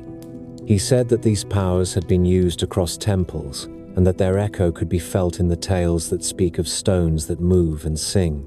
Here we touch the edge of what later generations would call ancient astronaut theory. If temples hummed with power and if stones moved in a manner that defied ordinary muscle, then perhaps the knowledge was not only early but otherworldly. Churchward did not say this outright. Others would. They would take his stage set and put different actors on it. They would stand on a lava field in Polynesia with a camera crew and ask whether the builders had received help from beyond the earth. They would point to his maps and call them flight paths. The legend that began in a zoological paper and was transformed in a theosophical library had now acquired a runway. The honest student of this period must say that the line between research and romance was not policed with much care. That is not to say that everyone was a charlatan. It is to say that the desire for meaning was so strong that men and women accepted leaps that they would not have accepted in a tax case or a medical diagnosis. The very word continent carries a weight in the mind. It suggests a platform underfoot. It turns the chaos of islands and currents into a single body. If one adds to that word the promise of a maternal role in the story of civilization, one has a spell that can withstand a great many objections. Into this atmosphere strode explorers whose exploits were otherwise entirely real. Thor Heyerdahl would not cross the Pacific on the Kon-Tiki until the 1940s. Yet even earlier, there were travelers who argued that the skills of ancient sailors had been underestimated. They were right about that. Polynesian navigation is one of the pure triumphs of human culture. Their insistence on a capacity for long-distance contact found an eager audience that had been coached by Churchward and by Le Plongeon to see every echo as a message. When professional scholars of the Pacific built the real history of migrations in Oceania with linguistics, archaeology, and oral tradition, they did so in part against the foil of Mu. They cleared the legend away in order to see the actual voyages more clearly. In the end, the most powerful thing about Mu in these years was not any single claim but the mood it created. It invited readers to stand on a shoreline at dusk and look out across water and believe that the horizon had once been a road. It invited them to see a shared ancestry in the stones and symbols that the world keeps repeating for reasons that are sometimes profound and sometimes merely human. It let nationalists imagine a primacy that no conqueror could undo, and it let mystics align their meditations with a geography too vast to patrol. It insisted that the center of the world lay somewhere out at sea, that the ancient heart beat below the waves, that the lost could be recovered by those who had the right kind of patience. In a small office off Fifth Avenue in New York, the publisher who handled Churchward's volumes liked to show visitors a map of the Pacific that had been hand-tinted by an artist in the shop. The blues were deep and layered, and the island chains appeared like punctuation in a long sentence that trailed away into open water. He would place a paperweight on the corner and smooth the sheet and speak of the orders he was shipping to San Francisco and Sydney and Honolulu. He knew he was in the business of wonder. He also knew that the business had rules. Give the reader a cause. Give the reader a line that joins many points. Give the reader a name they can say softly to themselves when the house is quiet. There is a certain heat in the air at Adyar when the monsoon bides its time. The river slows, the palms still, and the rooms hold conversations like lanterns hold light. In the early years of the 20th century, that compound on the edge of Madras was a crossroads. Scholars of Sanskrit and Pali stopped by to argue a point of grammar. British officials listened for the undertone of politics in every spiritual lecture. Young Indians leafed through journals that bound Upanishads to physics and legends to cartography. On the map that hung near the secretary's desk, a pale continental shape floated across the Indian and Pacific Oceans with a name in neat ink: Lemuria. What began in a zoological paper and then passed through theosophy had now begun to seed itself in the imaginations of people who were less interested in root races than in roots of a different kind. If there had been a lost southern land, who had lived there first? Whose story did it confirm? To understand why Lemuria found such fertile ground in South India, it helps to begin with a language lesson. In 1856, a missionary scholar named Robert Caldwell published a work with a dry title and a quiet power, a comparative grammar of the Dravidian or South Indian family of languages. The book set in scholarly cement what many had sensed. Tamil, Telugu, Kannada, and Malayalam formed a family of their own with deep antiquity. They were not offshoots of Sanskrit, though they had borrowed much from it. Caldwell wrote with respect for the age and beauty of Tamil and for the kinship among the southern tongues. His arguments entered schools and government offices. They also entered a young politics that was beginning to define itself against the scholarly habit of treating everything ancient in India as a northern possession. Once the idea of a distinct Dravidian antiquity gained elegance and force, the question of origins followed. Where had the first speakers lived? When had they flourished? Part of the answer lay in the classical Tamil corpus that Indian scholars were then rescuing from old palm leaf manuscripts. U.V. Swaminatha Iyer has the air of a detective in his photographs. He is thin and intent, and the papers in his hands look like evidence. He traveled widely to find old texts, transcribed them, and published them with a care that allowed a public to meet its own past with fresh eyes.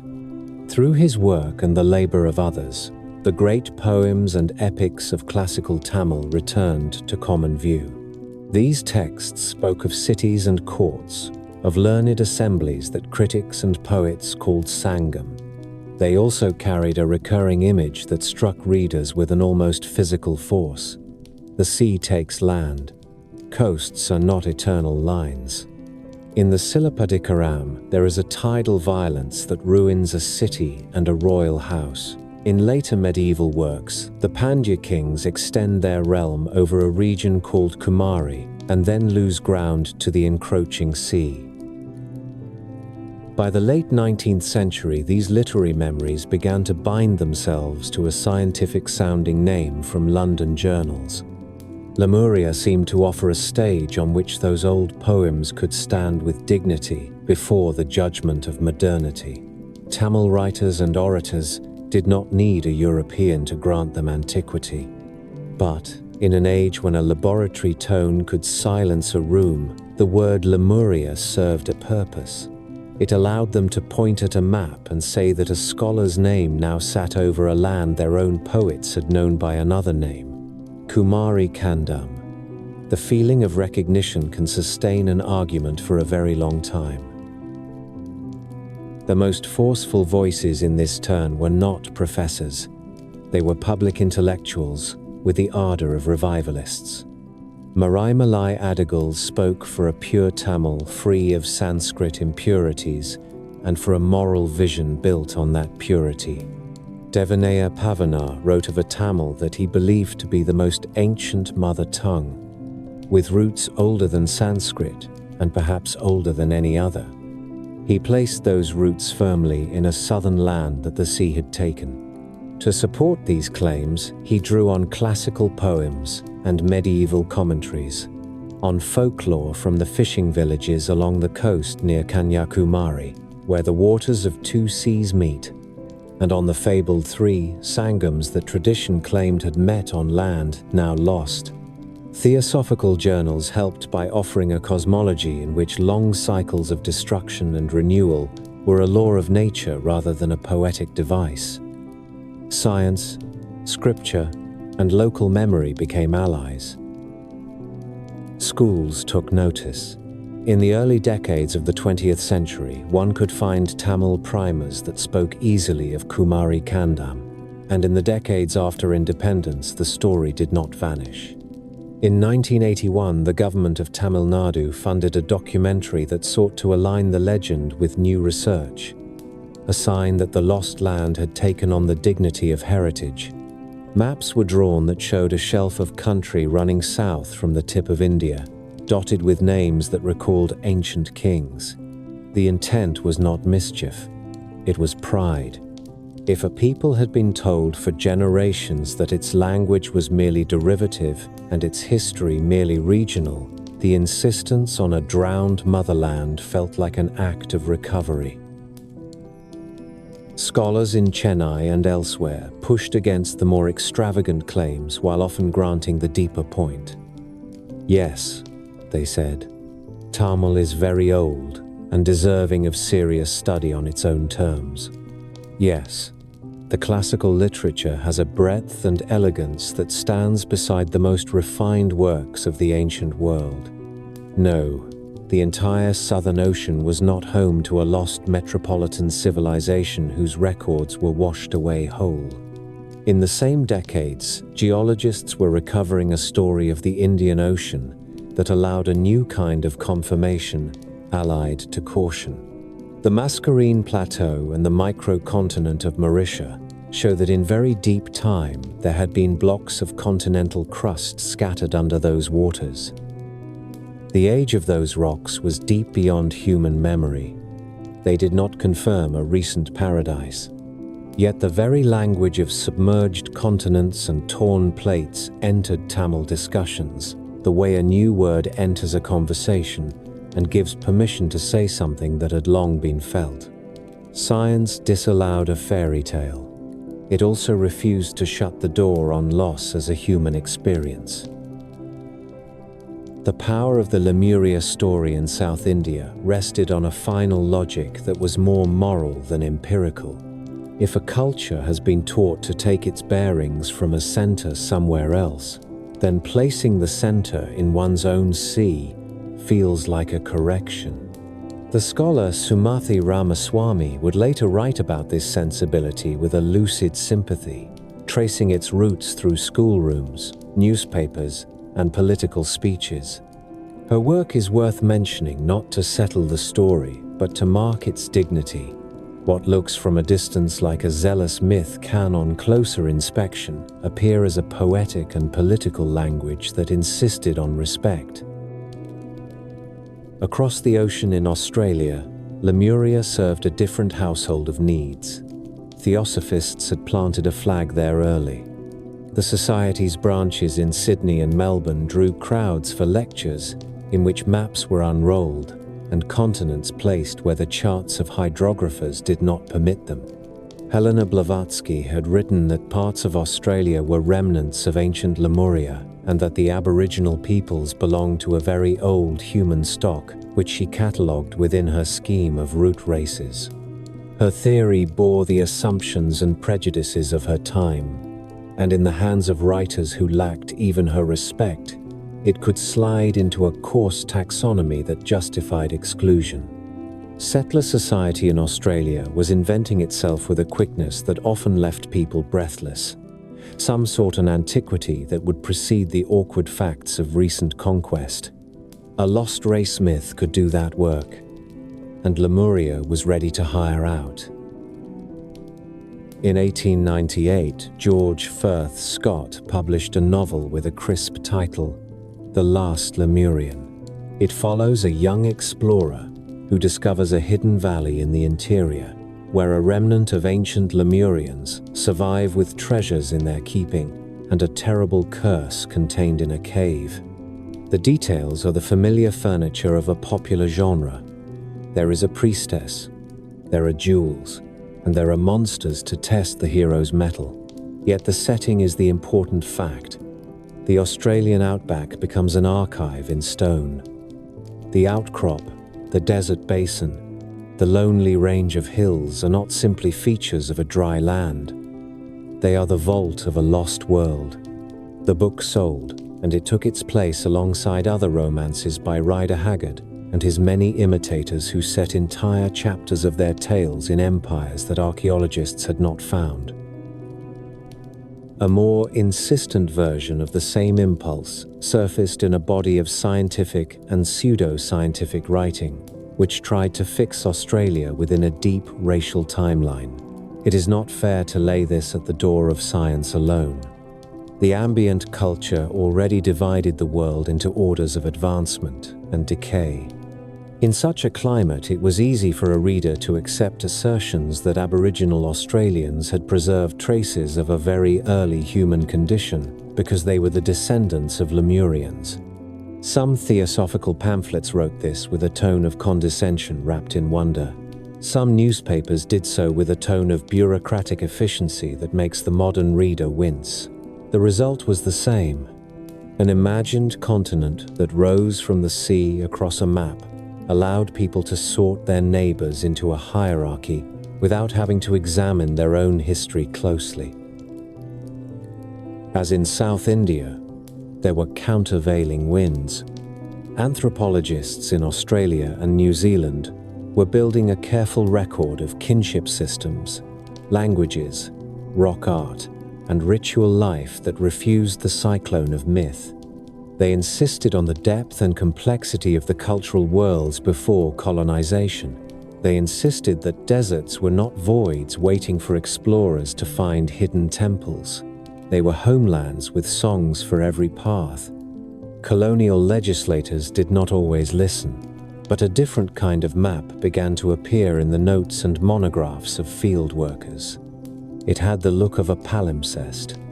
A modern town was laid over an older system of places and paths.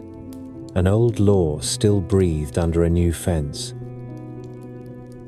Elsewhere, the Lemuria story slipped into national projects with surprising ease.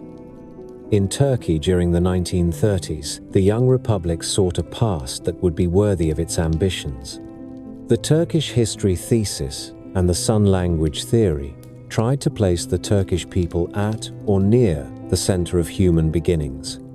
Within that atmosphere, an envoy named Tarzin Mayatepec wrote reports from Mexico in which he drew bold connections between Mayan language and Turkic words. He did not stop there. He drew from Churchward's popular books on Mu and asserted that the peoples of the Americas and the Turks shared a common origin in a vanished Pacific world. These ideas received a respectful hearing at the very top because the new nation was actively testing ways to anchor identity in deep time.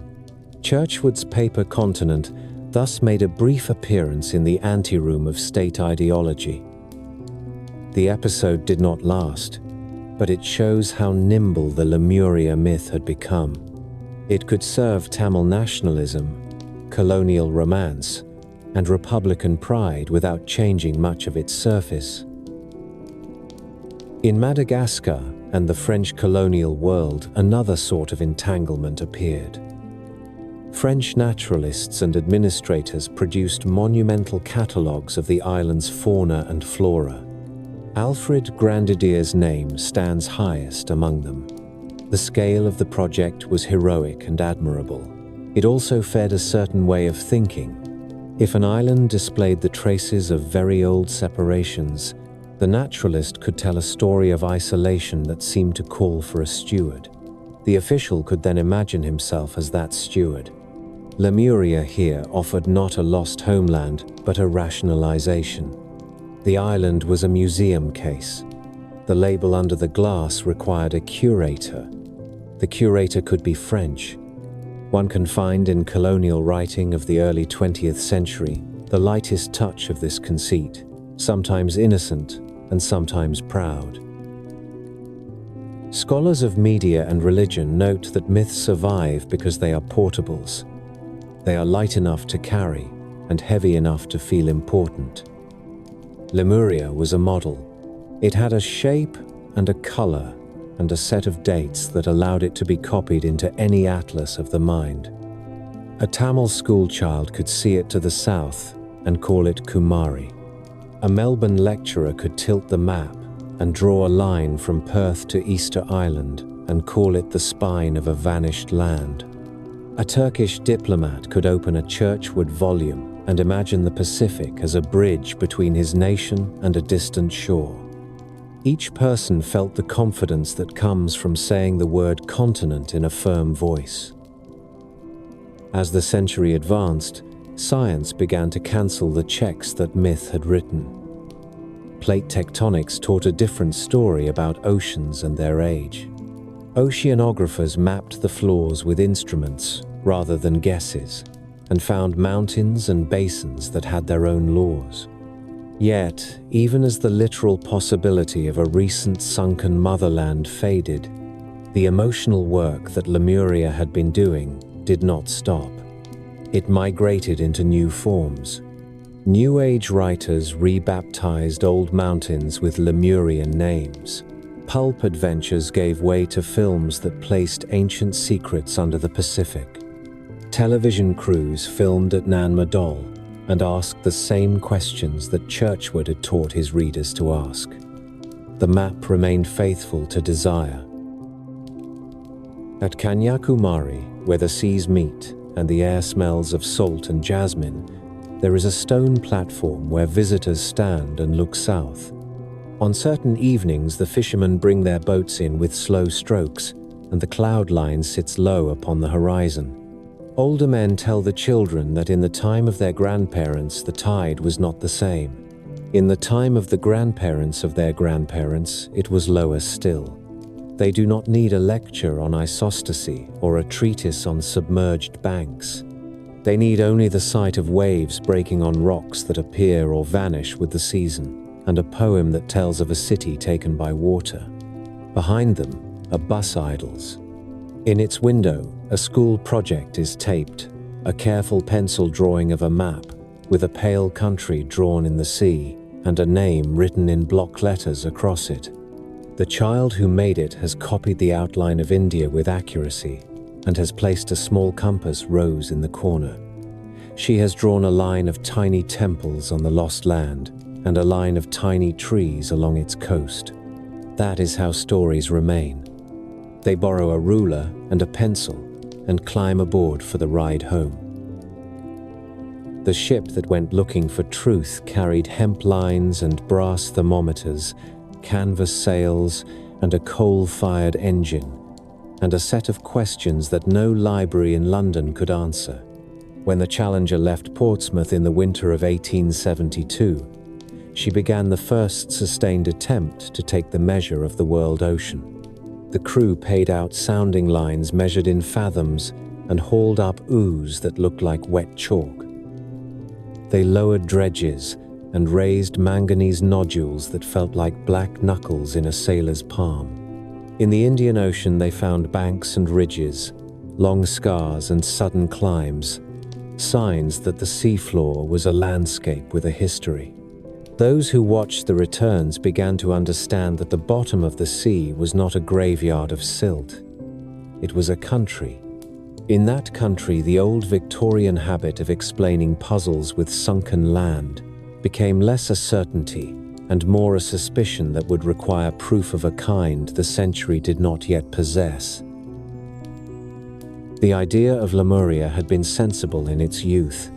If animals of a single clan lived both in Madagascar and in India, and if the mainland of Africa did not tell the same story, why not imagine a vanished trail of land that would explain the kinship? A land bridge was a tool of thought. It did tidy work. The trouble was that as the tools of ocean science improved, the sea answered with facts that made tidy stories look like guesses. In the years after the Challenger voyage, a quiet revolution began in the study of Earth's deep history. Geologists catalogued mountain belts and read their stories in the tilt of strata and the chemistry of granite and basalt. Paleontologists filled drawers with fossils that connected one age to another with a clarity that would have startled a reader of earlier times. The idea that continents might drift entered the conversation as a dangerous suggestion. A young German meteorologist named Alfred Wegener gathered winds and stones into a single thought. He saw that the coasts of Africa and South America fit like old lumber that had once been joined. He noticed that identical fossils rested in distant beds, now separated by an ocean that simple animals could not cross. He collected evidence from glacial scratches and tropical coal seams that told of lands that had wandered from one climate to another. In 1912, he dared a book and a set of lectures that argued for continental drift. Wegener did not know the engine. He could not say what moved the continents. He could only draw the case that they had moved. The reception was chilly in places where old habits held. Geologists, who had grown up with steady continents and sinking land bridges, did not surrender easily. Yet the century that followed Wegener's first publishing would give him his engine and transform his conjecture into a geometry of the planet. It would also take Lemuria by the hand and lead it to the door.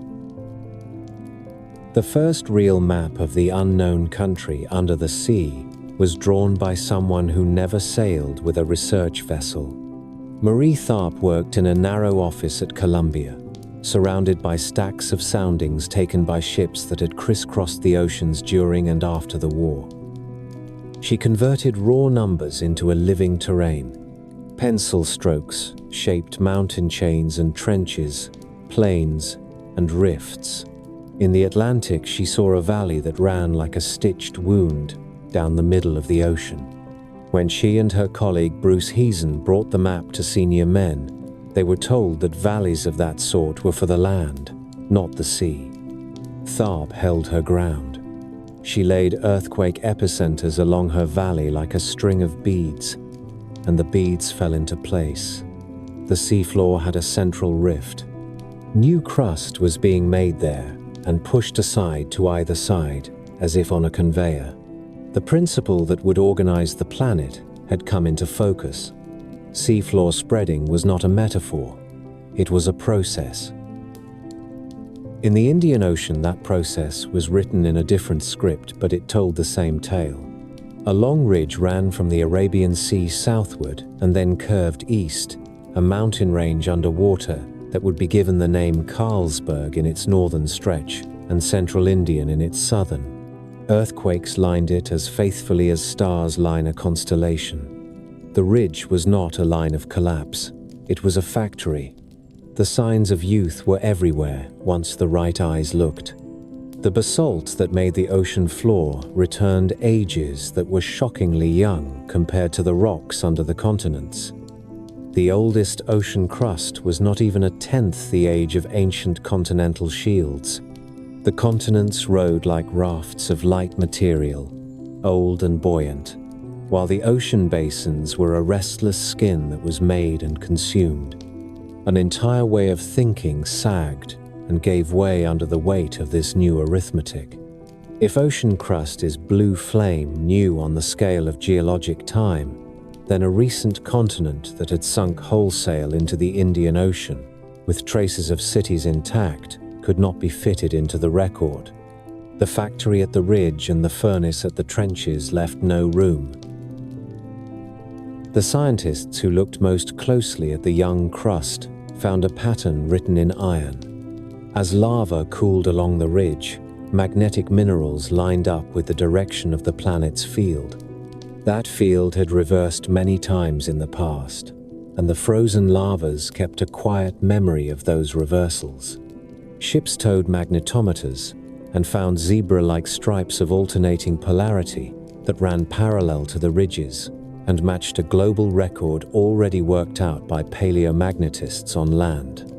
The stripes on either side of the ridge were mirror images. The seafloor had recorded its own birth certificate.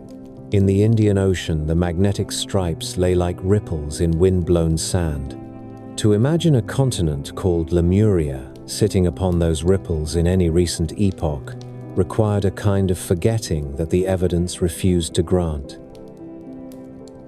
In the late 1960s, a drilling ship with the romantic name Glomar Challenger lowered cores through miles of water and bit into the crust below.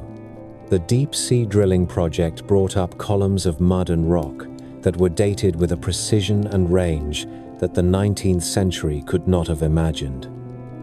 In every ocean, the cores told the same story. Sediments were thin near the ridge and thickened with distance.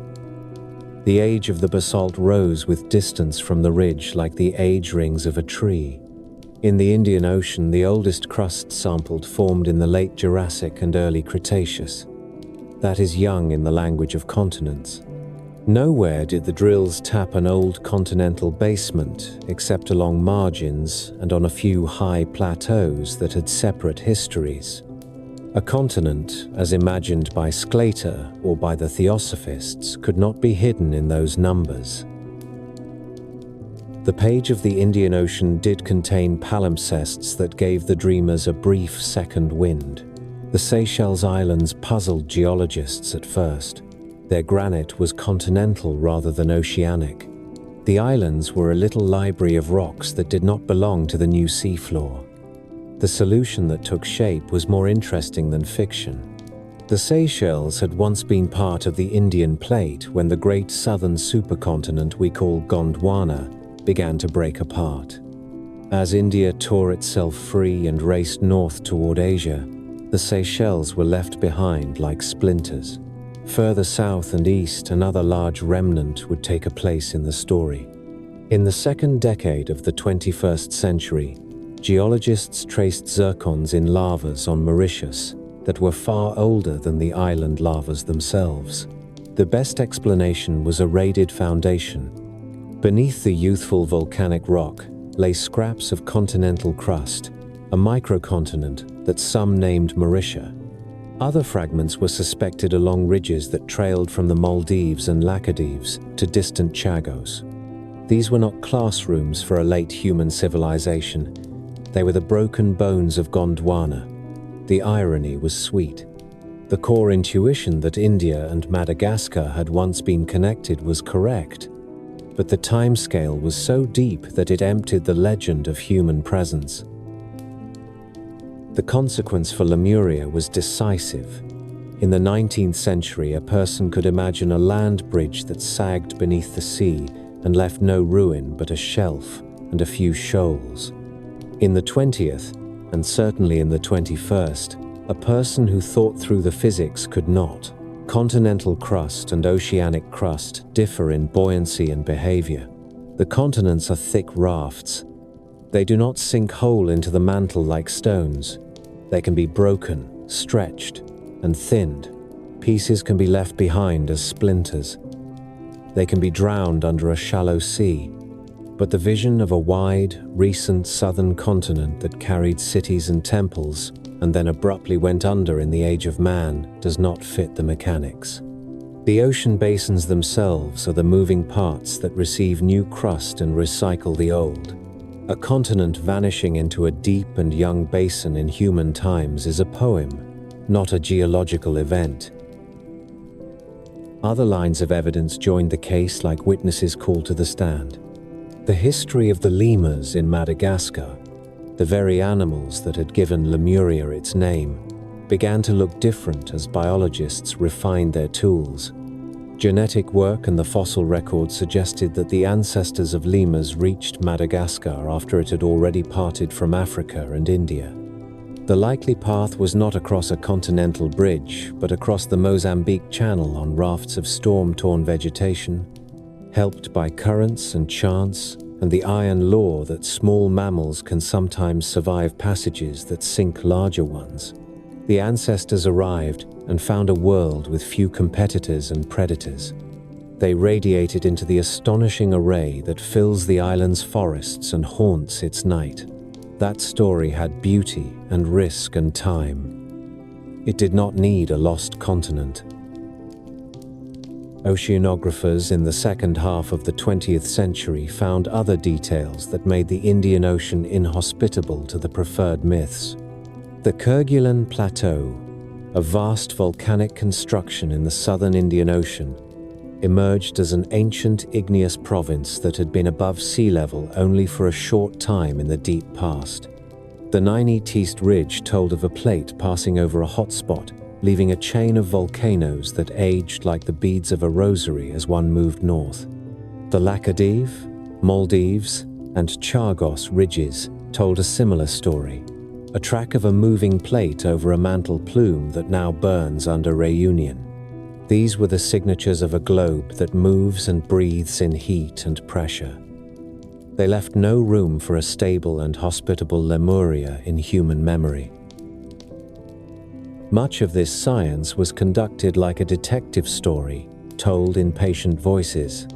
A set of figures, mostly men, though not only men, conceived instruments that could read the ocean in ways that sailors with lead lines could not. They lowered seismographs and listened for the sound of the earth ringing with earthquakes. They laid cables and learned that signals traveled differently along the seafloor, depending on temperature and salinity. They took cores and saw the rain of shells of tiny plankton write climate cycles in chalk-thin bands that proposed a calendar. They compared these calendars across oceans and saw that the planet kept time in unison. This ability to count the past changed the tenor of argument. In a world of guesswork, a story like Lemuria can stand on confidence alone. In a world of dates and processes, it must find a place where it fits. It did not. As this knowledge settled into textbooks and museums, another tribe told stories that needed no maps. The tribe preferred mysteries to methods. They set cameras upon ancient sites and asked questions that sounded like proof to audiences who had not been given the patience to follow a core log. Nan Madol in Micronesia, a marvel of basalt columns stacked into walls and canals, was lifted into the Lemurian repertory by writers who had read Churchward and preferred him to archaeologists. The stones were moved by engineers who used leverage, rollers, canoes, and an understanding of water that comes from living every day upon it. The work was entirely human. Yonaguni off Okinawa became another talisman. Blocks of sandstone shaped by currents and joints were filmed by divers and presented as city steps underwater. The Bimini beach rock in the Bahamas went through the same cycle, though that belonged to the Atlantic and Atlantis rather than to the Indian Ocean and Lemuria. In every case, when the best observers went with the best tools and the longest patience, the explanation sat on the table like a polished stone. Nature and people had done what nature and people can do, which is more than enough. One can still stand at a railing on an ocean-going ship and feel the pull of the older thought.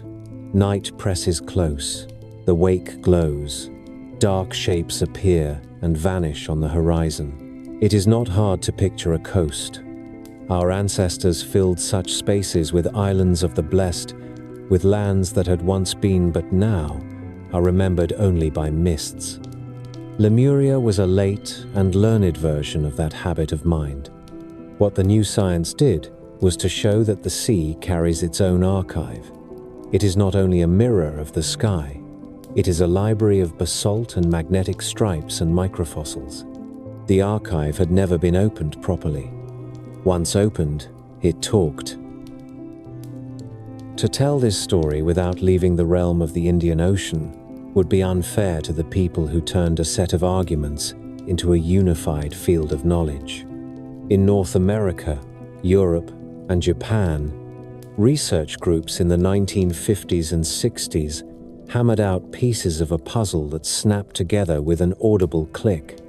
Harry Hess in Princeton imagined the sea floor as a convective system and spoke of spreading centers. Robert Dietz used the crisp language of a naval officer to make the same point.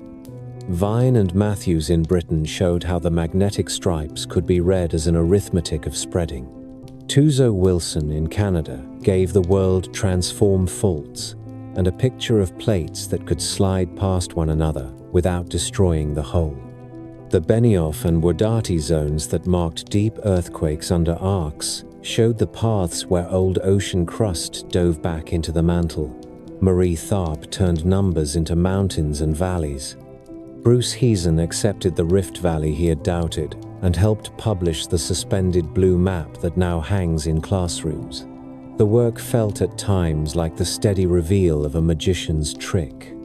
The audience gasped with every card that came face up, though there was no trick in it at all. There was only the earth revealing its habits to anyone patient enough to ask with instruments rather than insist with imagination. In India itself, the new story found champions. Geologists traced the Deccan traps across the peninsula and read in their layers the tale of a plume that had raged as the subcontinent hurried north. They followed the broken line of the Eastern Ghats and the Western Ghats and tied them to the breakup of Gondwana. They found in the sedimentary basins along the coasts the record of the sea moving in and out as land rose and fell. They taught students that the ridge to the west was not a ruin of Lemuria, but a factory of crust. At sea, Indian research vessels mapped trenches and banks and learned that the Laccadive Ridge was aligned with the track of the Reunion plume as the plate moved, an arrow written in basalt. Madagascar added its own pages. The island's western margin carries sediment that settled as Africa and Madagascar parted in the Jurassic. The eastern side bears marks of later encounters with plumes and currents. The subfossil bones of giant lemurs and elephant birds tell a story of isolation that is old but not beyond living memory. People reached the island by canoe and carried with them a language that binds the island to Southeast Asia as surely as its geology binds it to Africa and India. In that double heritage lies a better romance than the one that Lemuria offered. The sea is not a wall, it is a path. A canoe can carry a people farther than a land bridge built by the imagination. For a brief time, a small comfort remained for those who loved the idea of lost continents. The discovery of microcontinents like Mauritius seemed to say that something of the old legends had a core. It is wise to let the comfort be felt and then to separate the wires. Yes, remnants of old continental crust lie under parts of the Indian Ocean. They are ancient splinters, not platforms. They last because they are stuck in a web of stronger and younger basalt. They do not rise to form wide green plains where cities can bloom and then vanish in human time. They are the bones of Gondwana, buried under the ocean's restless skin. By the time the World Ocean Floor Map was hung in classrooms, a teacher could point at the ridges and say to a child that the Earth is alive with slow movement. The lesson had a moral that never needed to be spoken aloud. Before you summon a vanished land to solve a problem, ask the planet how it works. The answer may empty your myth, but it will put a better wonder in its place. The ridges are factories of stone. The trenches are ovens where old crust returns to heat. The continents are rafts that wander with a dignity that borders on comedy when one remembers how small we are. The animals carry their stories on their backs. The plants refuse to lie. The sands at the bottom of the sea are calendars, patient and accurate. Some evenings, in a lab where cores are stored in long white trays, a researcher will run a fingertip across a change in color and see a season written in clay. The room hums, the fluorescent lights buzz.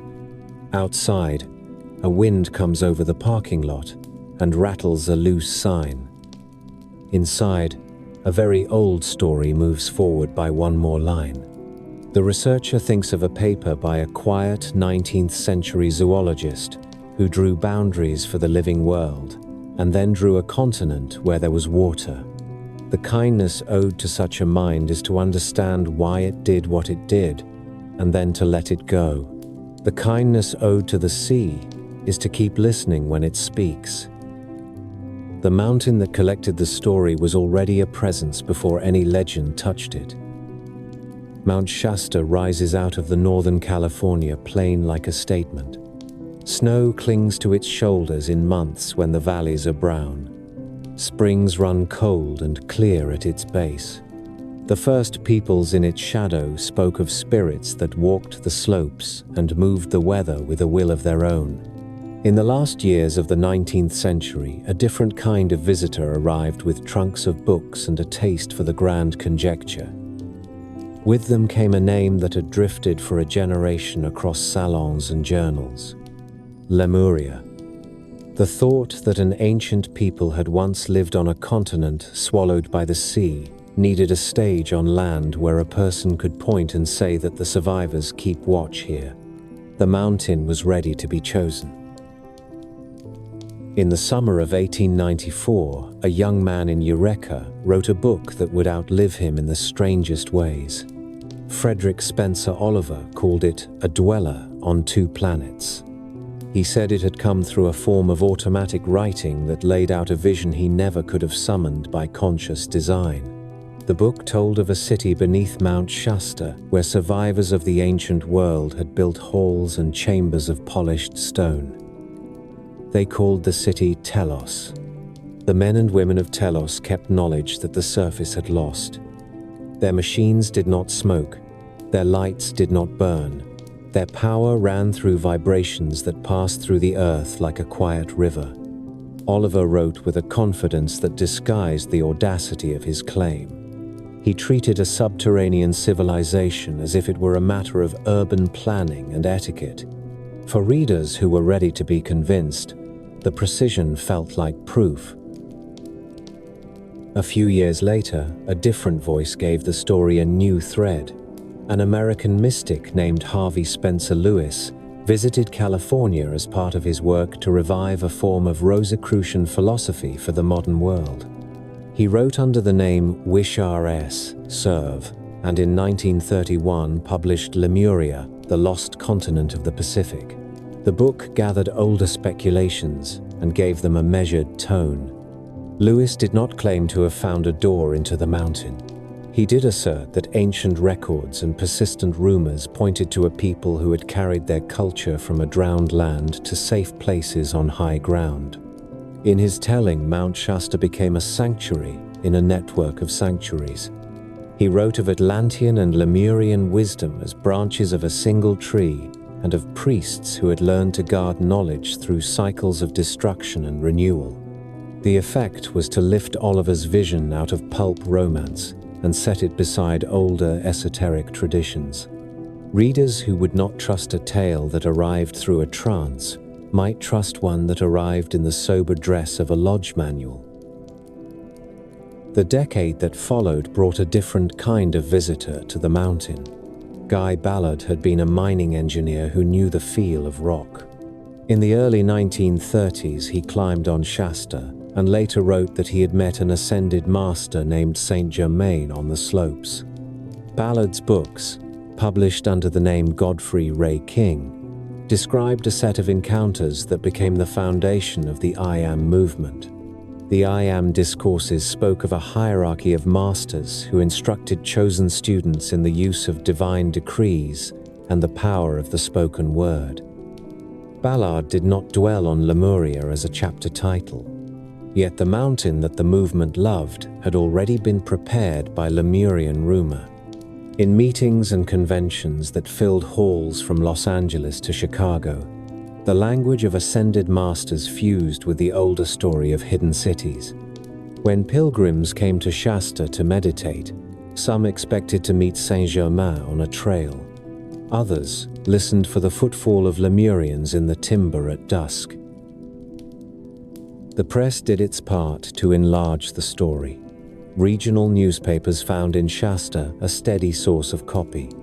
Each summer, a new report appeared of a tall robed figure seen in the trees, or of a column of blue light on the mountain that moved against the wind, or of a shopkeeper who sold a crystal to a woman who said she had spoken with a priest from the city below.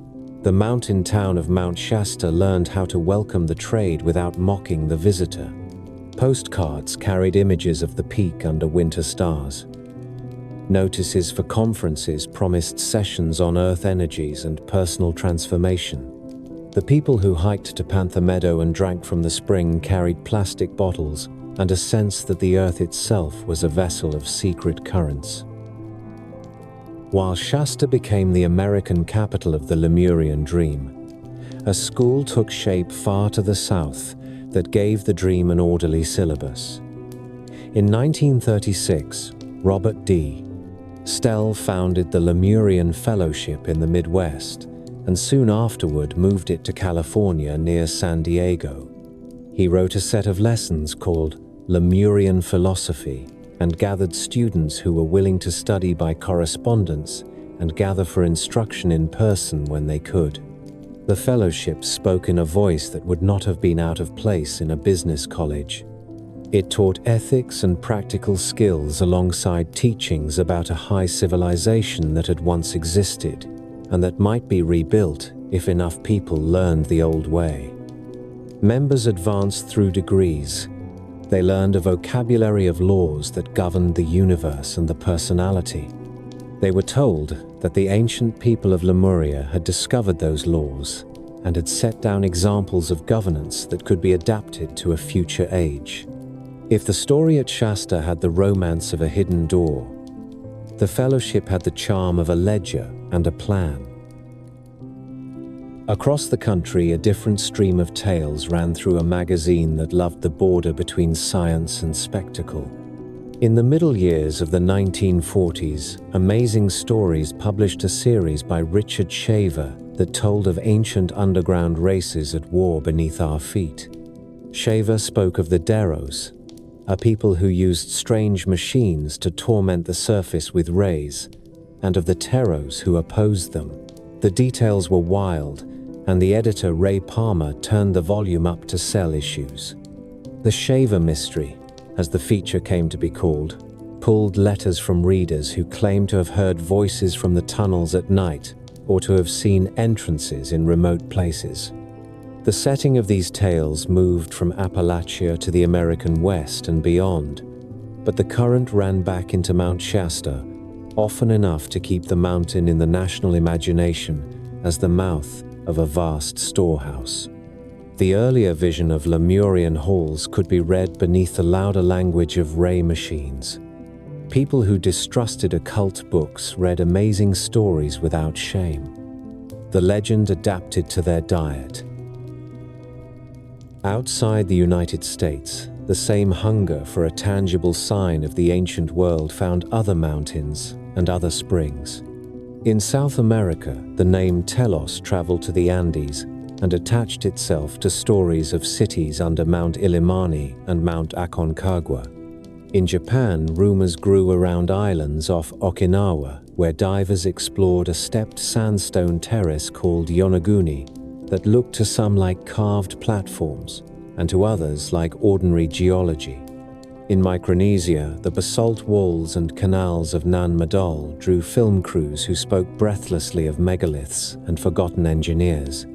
Churchward's books on Mu had primed audiences to read any impressive stonework in the Pacific as a message from the drowned motherland. When cameras found Mount Shasta again in the 1970s, they brought with them the wider catalogue of global marvels and asked whether a single story might unite them. Lemuria itself gained a new set of objects that could be held in the hand and sold across a counter. In the last years of the 20th century, dealers began to offer crystals called Lemurian seed.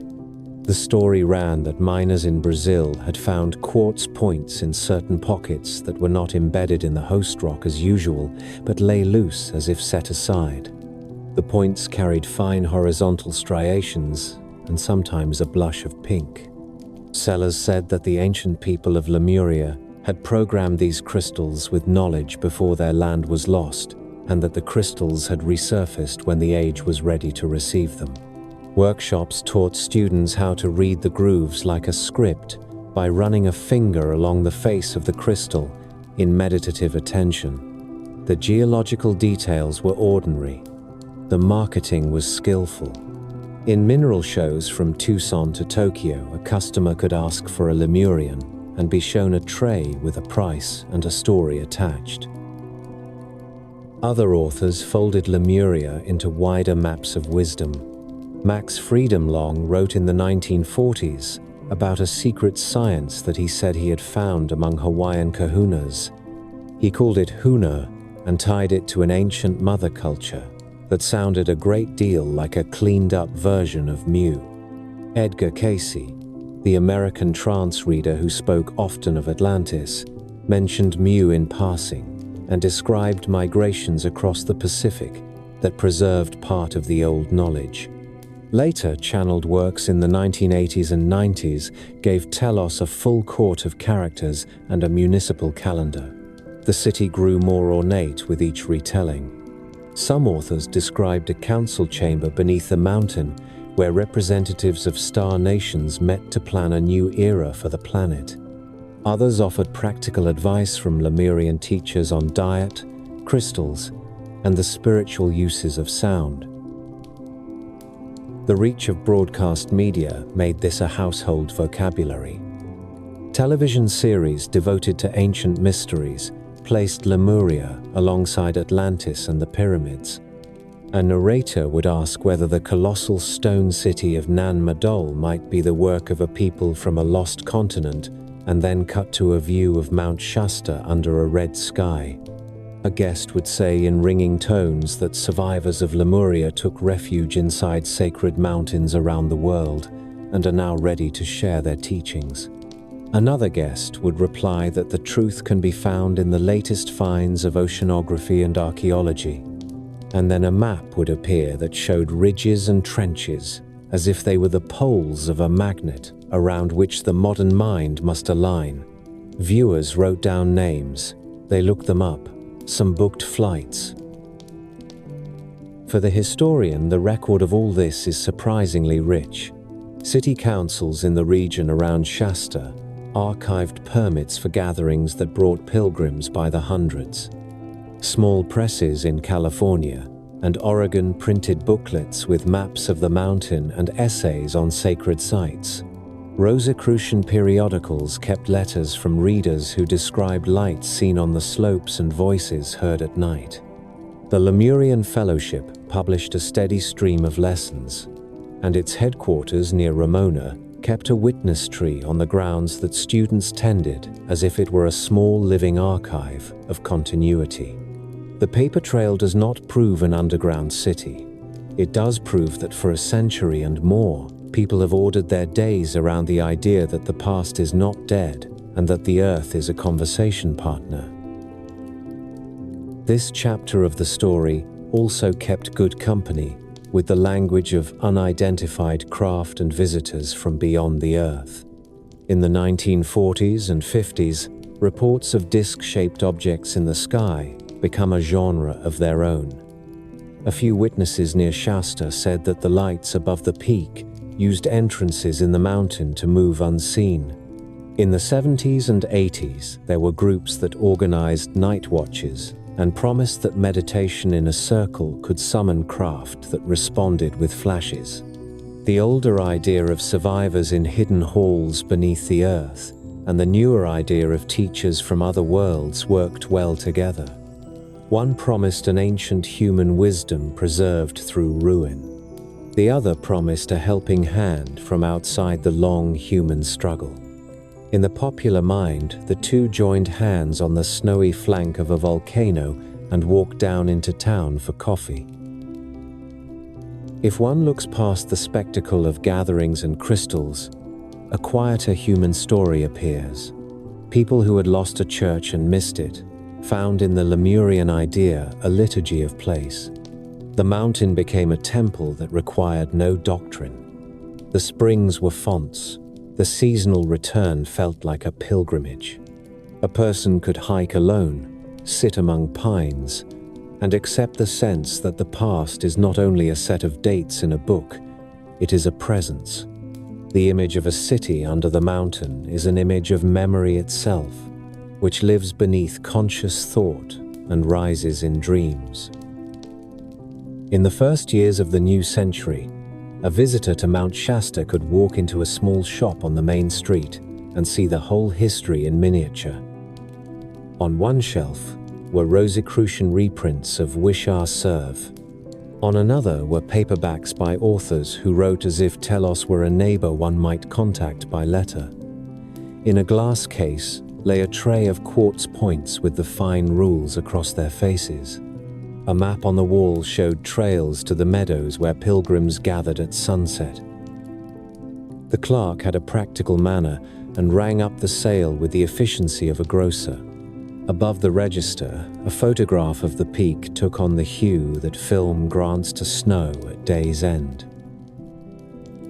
At Panther Meadow, on a late summer evening, one can watch this mixture of hush and commerce dissolve into something older. Families lay blankets. A man plays a flute with uncertain attention to pitch. A group sits cross-legged and chants quietly.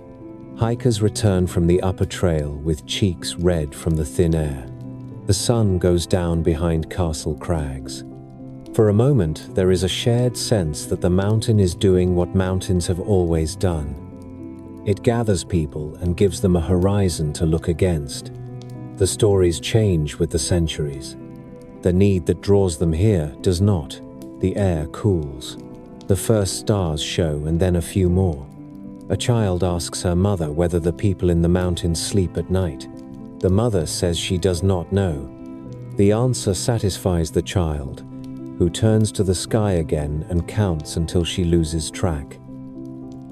In a quiet map room after closing, an atlas lies open beneath a lamp. Its oceans shaded in deep blues that fade to pale along the continental shelves.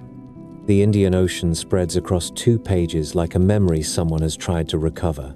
Names flicker at the margins. Mascarene Plateau, Chagos Bank, Seychelles.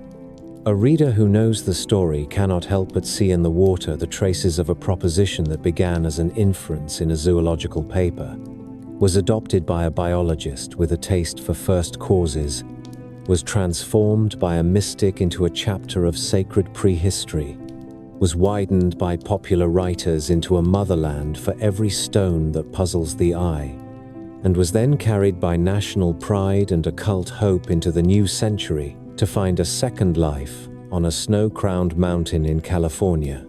The life of Lemuria is not a single line.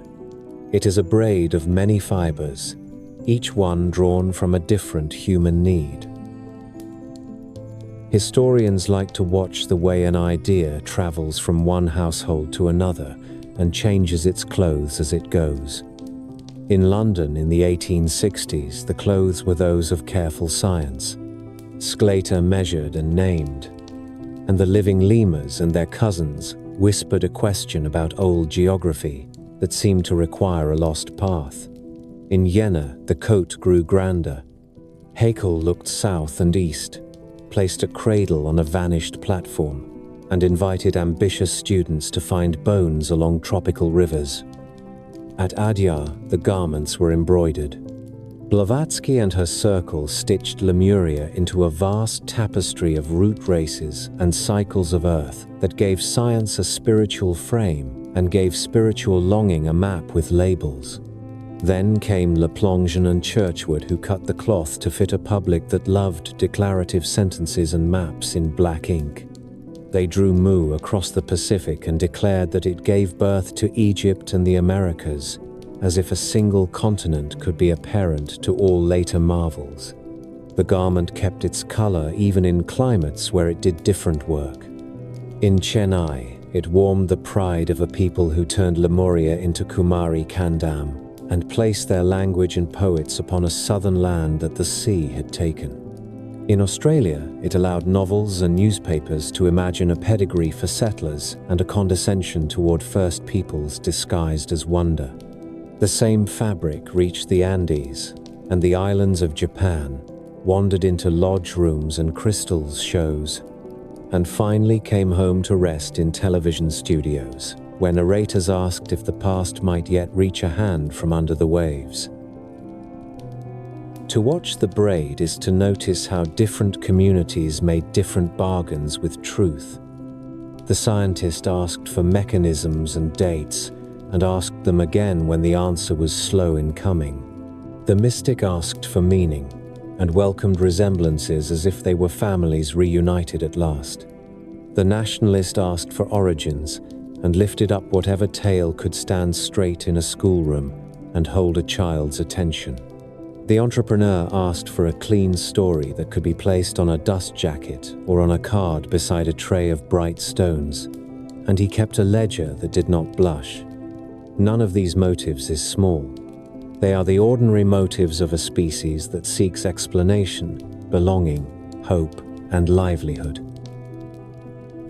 There is also the matter of how the earth answered when we learned to ask with better instruments.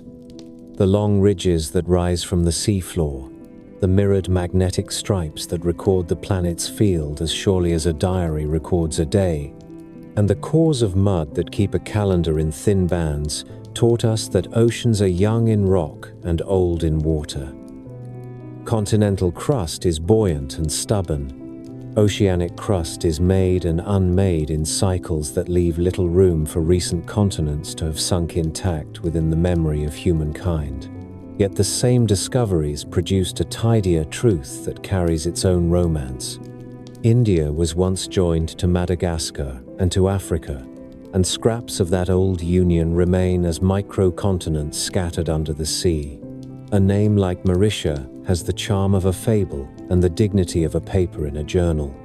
The real world could thus grant a small pardon to the dream. There were once broader bridges in very deep time. They belonged to ages measured in millions of years rather than in empires and poems. Between those scales, a second story unfolded that had less to do with rocks and more to do with minds. The appetite that keeps Lemuria alive is the appetite for pattern. Line up a lotus from Egypt, a sun disk from Mesoamerica, a serpent carved in stone from India, and the human eye will draw a line. Sometimes the line is warranted. Trade moves motifs. Sailors carry gods in their pockets as easily as coins. Sometimes the line is only the echo of how symbols arise in separate places to answer the same fears and hopes. A coil is how a river looks when it slows. A circle is how the sun looks when it sets. A staircase cut in a hillside is how people climb toward a sanctuary when their legs are strong and their air is thin. Churchward's genius was to gather such resemblances until they formed a pageant. His flaw was to declare the pageant a genealogy, and to insist that a drowned empire must sit behind every likeness. The modern taste for visitors from beyond the earth gave the old legend a peculiar buoyancy. If a person doubted that a prehistoric people could quarry and move great stones, the doubt offered two exits. One exit led to the workshop of masons and sailors where human methods are patient and surprising. The other led to the runway. To say that Lemurians were taught by travelers from the stars is to grant a simple dignity to the human wish that the cosmos might care enough to help. It also releases the storyteller from the duties of evidence. One can point at a terrace underwater off Yonaguni and invite a viewer to feel that intent chiseled it, even when the scars in the rock are the work of currents and fractures that take a patient hand to see. One can look at Nan Madol and say that basalt moved by song, when the song was in fact the rhythm of levers and rafts, and the competence that comes from lifetimes spent at sea. When a myth survives the corrections of science, it is because it has changed its work. Lemuria still names what was lost. It names land taken by water along coasts where subsidence and storm erase villages and fields. It names the destruction that follows eruptions in the Indian Ocean world, where ash has fallen on ships as if the sky had turned to paper. It names histories that were set aside by the larger empires that wrote their own versions of antiquity. In this sense, the myth keeps company with grief. It gives a language to communities that say a prayer at a shrine to a drowned city and leave a garland that the tide will carry away. That sort of truth is not geological, but it is not false. there is a less noticed chapter in which governments themselves admitted the charm of the old name. In the coat of arms of the British Indian Ocean Territory, a shield set with palm and crown carries a Latin motto that speaks of guardianship and an old ghost of a continent. The inscription calls Lemuria a charge to be kept. The phrase sounds like a private joke by heralds who had read their Victorian journals and knew how to nod to a vanished hypothesis while going about the dry business of administration. It is an emblem of how the 19th century lingers in the paperwork of the 20th and the 21st. A zoologist coins a term to explain a primate. A herald engraves a version of that term under a palm tree on a badge stamped in silver. Between them lies the unpredictable journey of an idea. Ask a teacher why the map of the seafloor matters, and she might say that it cured a habit of mind. Before the ridges were drawn and the cores dated, it was easy for anyone who lacked a mechanism to summon one in imagination. Land bridges appeared and vanished as often as a sentence required them. After the ridges, the earth demanded that a proposal earn its place. The same habit, properly tended, can help a reader of myths keep two truths in view. One truth belongs to the laboratory, the ship, and the quarry. The other belongs to the room where a grandmother tells a child that there was once a city where the sea now runs, and that the people there sang to the moon until the water took the streets. The cure is not to sneer at the second truth. It is to know which questions it can answer. On a coast road south of Chennai, fishermen push their boats over wet sand and out through the break. They lean into the sea as their fathers did. Behind them, school children carry posters that show temples by the water and speak of heritage. A boy has lettered Kumari in a steady hand along an imagined shoreline that extends into the blue. He has drawn a small compass, rows in a corner, and a flock of birds above the waves. He does not know the journals where Sclater wrote, or the plates where Haeckel labeled paradise. He knows only that the sea takes and gives, and that the story of what was taken teaches him something about what remains. Evening comes. The boats are dots on the water. The road gleams. The posters are rolled and tied with string.